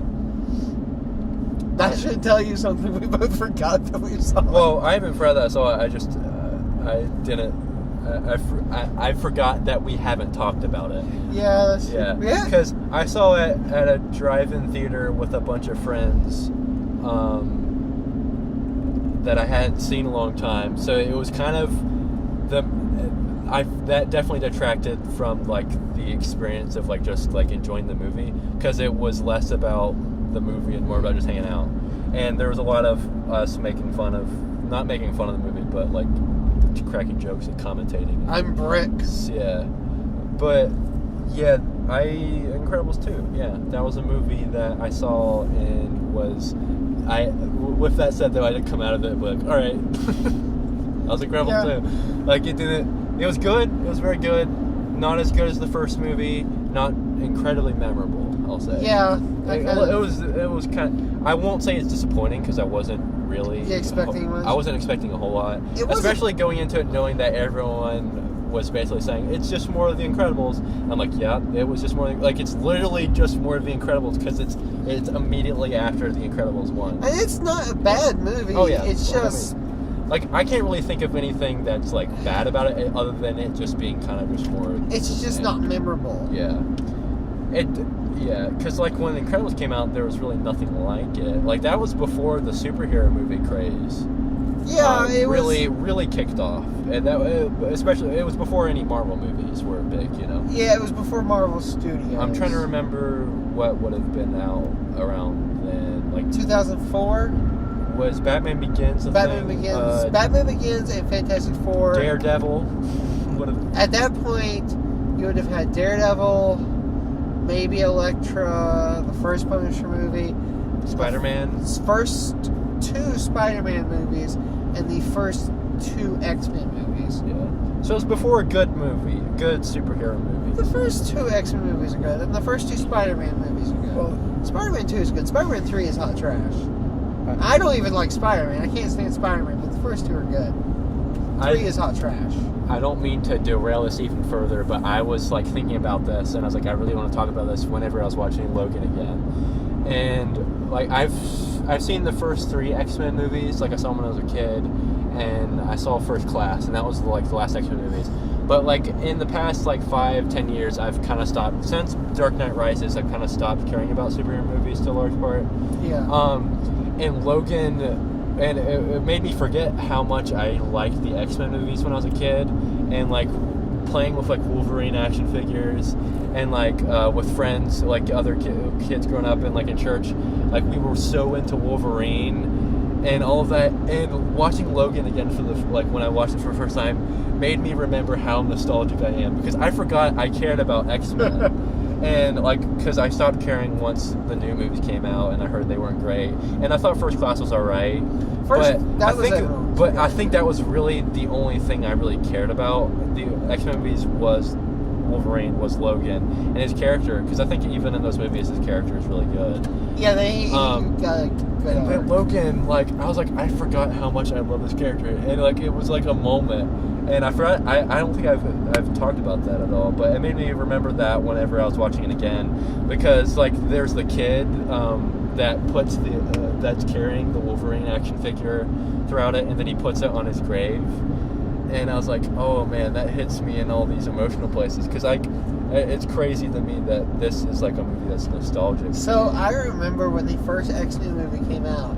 I didn't know it was coming out, but I loved the X-Men as a kid. The X-Men cartoon, all that, right? So we went to the theater at the mall one day, and they had above the entranceway where you walk to all the auditoriums, just a banner that said X-Men, and with like silhouettes of all the faces, and I was just like, oh sweet Jesus, yes. That's exactly what I said, and I was like, 6, sweet Jesus, yes. That's how I talked to 6. I smoked a lot of cigarettes. Don't judge me. But like, and it also made me remember that watching Logan made me remember to go like to further flesh out how into Wolverine we were. I won't say a name, but a kid he's not a kid now. He's older than me. But growing up in church, there was this one other friend of my brother and I that we were all like super into X-Men, and he my friend was really into Wolverine to the point where he made these like Wolverine claws. So we would like play like X-Men when we were kids, and he was Wolverine, and like my brother and I made up our own mutant characters and like and our own powers and whatnot, and like that's what we would play like and at the point where like we like had drawn like what they would look like, and I like this is stuff like childhood memories that I haven't thought about in years, and Logan brought that out of me, and I was like, wow. Anyway, it's an emotional moment there. Yeah. Movies, they're great. Yeah, it's crazy to me to think how nostalgic I am about a superhero movie, because in general I don't like superhero movies. Yeah, like you avoid all of them. Yeah, it's not something I really enjoy. Like, I like the ones that are grounded. So like the Nolan Batman movies. Batman's not even a superhero; he's a vigilante guy. But I mean, in the terms of the comics, yeah. But I mean, he doesn't really. He doesn't have powers. He's not like a superhuman. He's just a rich guy. So. And it's and like while some are a little more like the older Batman movies, and of course the Adam West Batman show are definitely more in the kind of comic booky vibe. But like the Nolan movies are very real. Like everything could happen theoretically. Like it's all grounded. And then Logan is it's a very grounded superhero movie too. Like it's still like pretty fantastical with mutants and whatnot. But X-Men more so. And I guess like Spider-Man 2, where it's like it's mutation. It's not like, oh, there's just people with superpowers. So I guess that makes it a little more grounded. But Logan especially, because it's not about powers, you know. Yeah. But yeah. So yeah, I don't like superhero movies, but Logan's a good one. As are 2 of the Christopher Nolan movies. I don't like. There's a lot of movies I don't like. There's a lot of movies I do like though. I can't think of a genre of movies I typically don't like. Dance movies. Musicals are hard for me to enjoy. There's good musicals. I'm trying to think of one I like. I mean, it would have to be like a Disney movie. I think a Disney movie is like the only like musical I would enjoy. Little Shop of Horrors is one I like. It's about this guy that gets like this. I can't remember if it's from outer space. No, it is from outer space. It's this plant, and he feeds it blood and it keeps growing, and he becomes a local celebrity. And it's just got Steve Martin, who's like this bad dentist that sniffs Novocaine. I didn't know that was a musical. It is. Yeah. Yeah, I've heard of that movie. I know about it. It is a musical, and it's an awkward musical, and that's what makes it so great. I still need to watch La La Land. I feel like that's going to be a musical I would semi-enjoy. But that's just kind of a thing that it definitely detracts from a movie for me. Like, if I'm going to enjoy a musical, I'm enjoying it in spite of it being a musical. Like, I'm enjoying it because it's just a good movie. Which is, like, what I'll say about Disney movies. For the most part. I don't hate Frozen. I feel like if you take away, like, the crazy reaction to Frozen and how big that became, I might like Frozen more than I do now, but I don't really like. I like Frozen, and I saw it in theaters, It's definitely way overrated. which was such a weird experience going there, like as a single guy, no one around, with all the parents staring at me. I like it. I think it's a good movie. I just don't think it's the best Disney movie of the past few for years. sure. Because I think Wreck-It Ralph was better, Zootopia was better, Yeah, Zootopia is great, but not. I mean, Moana. Yeah. I absolutely. I haven't seen Moana. Oh, I love Moana so much Really? because Moana isn't like the Disney movies that come out in recent years. Like how it feels. It feels like a '90s Disney movie, like Mulan and Hercules and all Yeah. those. Like if you plopped it in the middle of the '90s, it just feels like that. It's got the same story. It's got one of the best villain songs of all time, which is just a crab singing how shiny he is. Mulan, I think, is one of Best. I think it's one of the only Disney it feels weird calling it musical, but like they're They're I guess, all, yeah, most of them are musicals. they're musical movies, but I think that's one that handles the music the best. It in tells my a opinion. story. Yeah. Mulan actually advances the plot and characters during the And musical. the songs are good. Like everyone loves the Have a Make a Man Out of Make a You. Man Out of You. But like Lion King, I don't really like the Yeah, I don't like music in it. Hakuna Matata is alright. I just don't like songs that come out of movies generally. It's not a. I like music separate from movies, I guess. Like I know a lot of people like to listen to those songs again, and that's not. So I don't enjoy that kind of show tuning music, I guess. But A lot of people consider Baby Driver a musical, yeah, an action musical. I mean, it isn't. I can see where they're going. I like labeling as that. Like, it's a movie that's very much driven by the music in that way. But I think musical is what defines a musical. Which, granted, I don't. As someone that doesn't watch musicals or has never studied anything about musicals, my take on musicals is the characters themselves are involved in the music. Like, they're making the music, and it's for a narrative reason, generally, and it's telling a story through the music. But no one reacts to the fact that they're singing or it's in the in their world that isn't happening. It's kind of in their heads, I guess. But no one reacts to the music that's happening, kind of. I was going to say the first Hairspray, but then I remembered the first Hairspray movie isn't actually a musical. They adapted it to Broadway as a musical, and then adapted the Broadway musical as a movie. Wow. Instead of remaking the movie. So the original's not musical. It does have one of my favorite lines ever, which is one of the themes is segregation because it's set in the 60s. And it's about dancing though. There is dancing. And all the black people like to dance and the white people don't like the dancing because it comes from black people. And this one fat white girl, or heavyset white girl, I'm sorry I should say, and her boyfriend, he's like, are we able to do this? And she's like, we might be white, but our souls are black. That's a good one. And I just heard that line, I was like, well, hold up, wait a minute, let's back that up. What? Okay. Whatever you want to do. Yeah, I'm fine not seeing that movie either.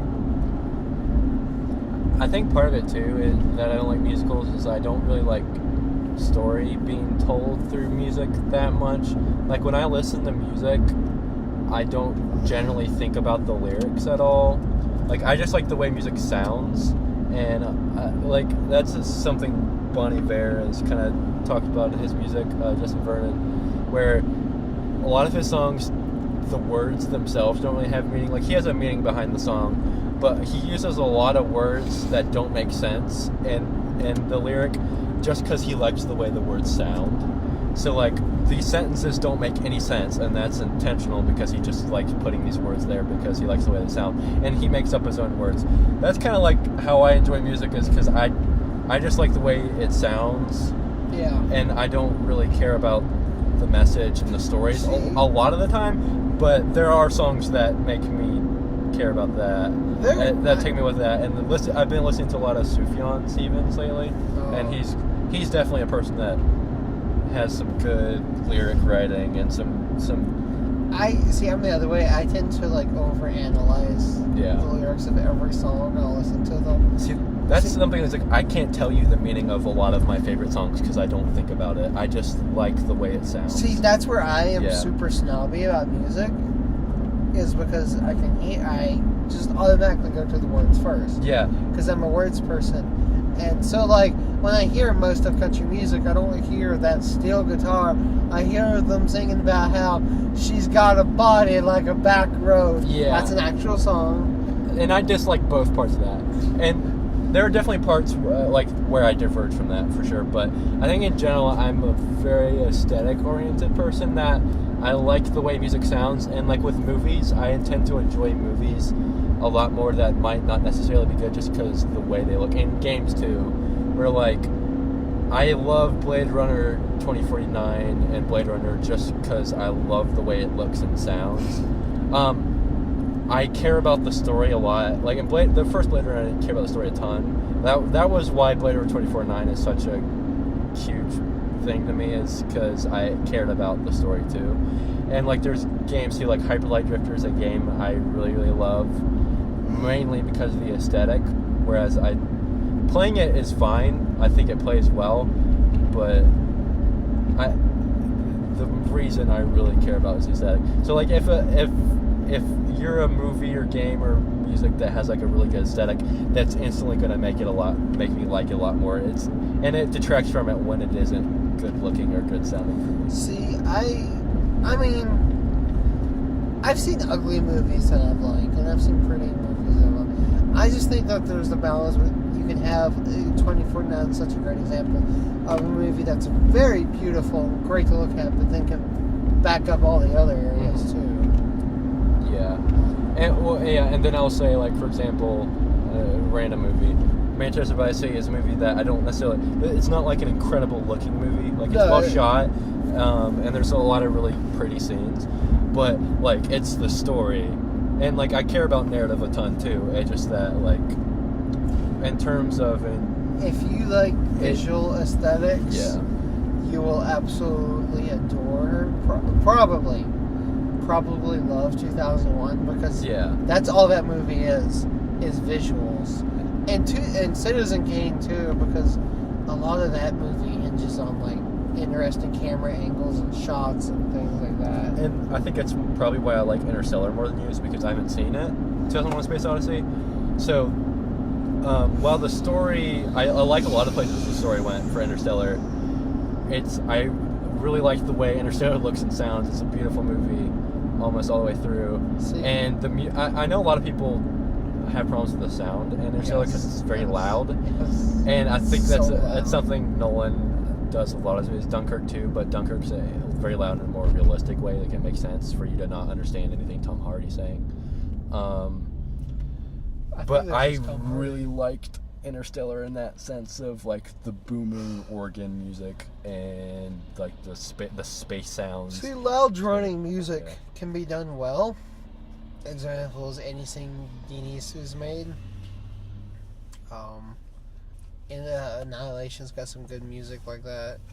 Annihilation's music, when you watch that, pay note to the music. I don't know if you will. That was something I noticed because it's a mixture from how it felt to me of The Last of Us and 2049 like musical styles, and it works really well. Before Day of Soldado, we watched the Day of Soldado. I watched Sicario again with my brother who had never seen it, and watching it again, I was like, oh man, I'm getting so much Last of Us vibes from the music that I didn't really pick up on. Like there's especially this one song that's like the strumming of the guitar that reminded me of it. But you want to talk crap about Interstellar music? I don't know if you've listened to the soundtrack, but like listen to the songs. Cornfield Chase Cornfield Chase is the name of the song, and the song No Time for Caution. I think those are like really good songs that when I listen to soundtracks, those are like in the playlist. My go-to soundtrack for since February has been Annihilation. Like I've just been constantly listening to that soundtrack. And I wanted to say again about the soundtrack. since we didn't talk about Ex Machina that much, the music in Ex Machina is so good. I don't remember the music in Ex Machina. It's not like there isn't anything I would say that's super memorable. I or do super remember booming. that dance scene. It's that dance scene. But the music, I'd say it's kind of a little bit more like Blade Runner, where it feels like kind of part of it. Yeah, Where there's it's like- nothing like particularly memorable. It's like wallpaper. Yeah, it's like a part of the movie. Like there's a director, John Carpenter, and he described his scores as wallpaper, like they're just part of it. Yeah. So, First Reformed on the arbitrary rating scale. I will give it. I'll give it 3.5 suicide bomb vests out of 5. What was the name of the trippy thing they do? Magical Mystery. Magic Mystery Tours. That's what I mean. I give it 6 Ethan Hawks wrapped in rusty barbed wire out of 10 Ethan Hawks wrapped in rusty barbed wire. And that's what we rate First Reformed. In theaters now, go to your local theater and see the First Reformed. I'm sure they have it. They won't be showing it 1 and 2. You're never going to see this movie. And you know what? If you do, take a lot of drugs or don't, I don't think this or is watch something better. I don't think this is a movie I can recommend to anyone. Like, I don't feel like you're really missing that much by not seeing it. I could recommend it on the interest factor. I will recommend it to Luke and my brother. I think they'll enjoy the aesthetic part of it, but Yeah, First Reformed. That was a movie. a weird one.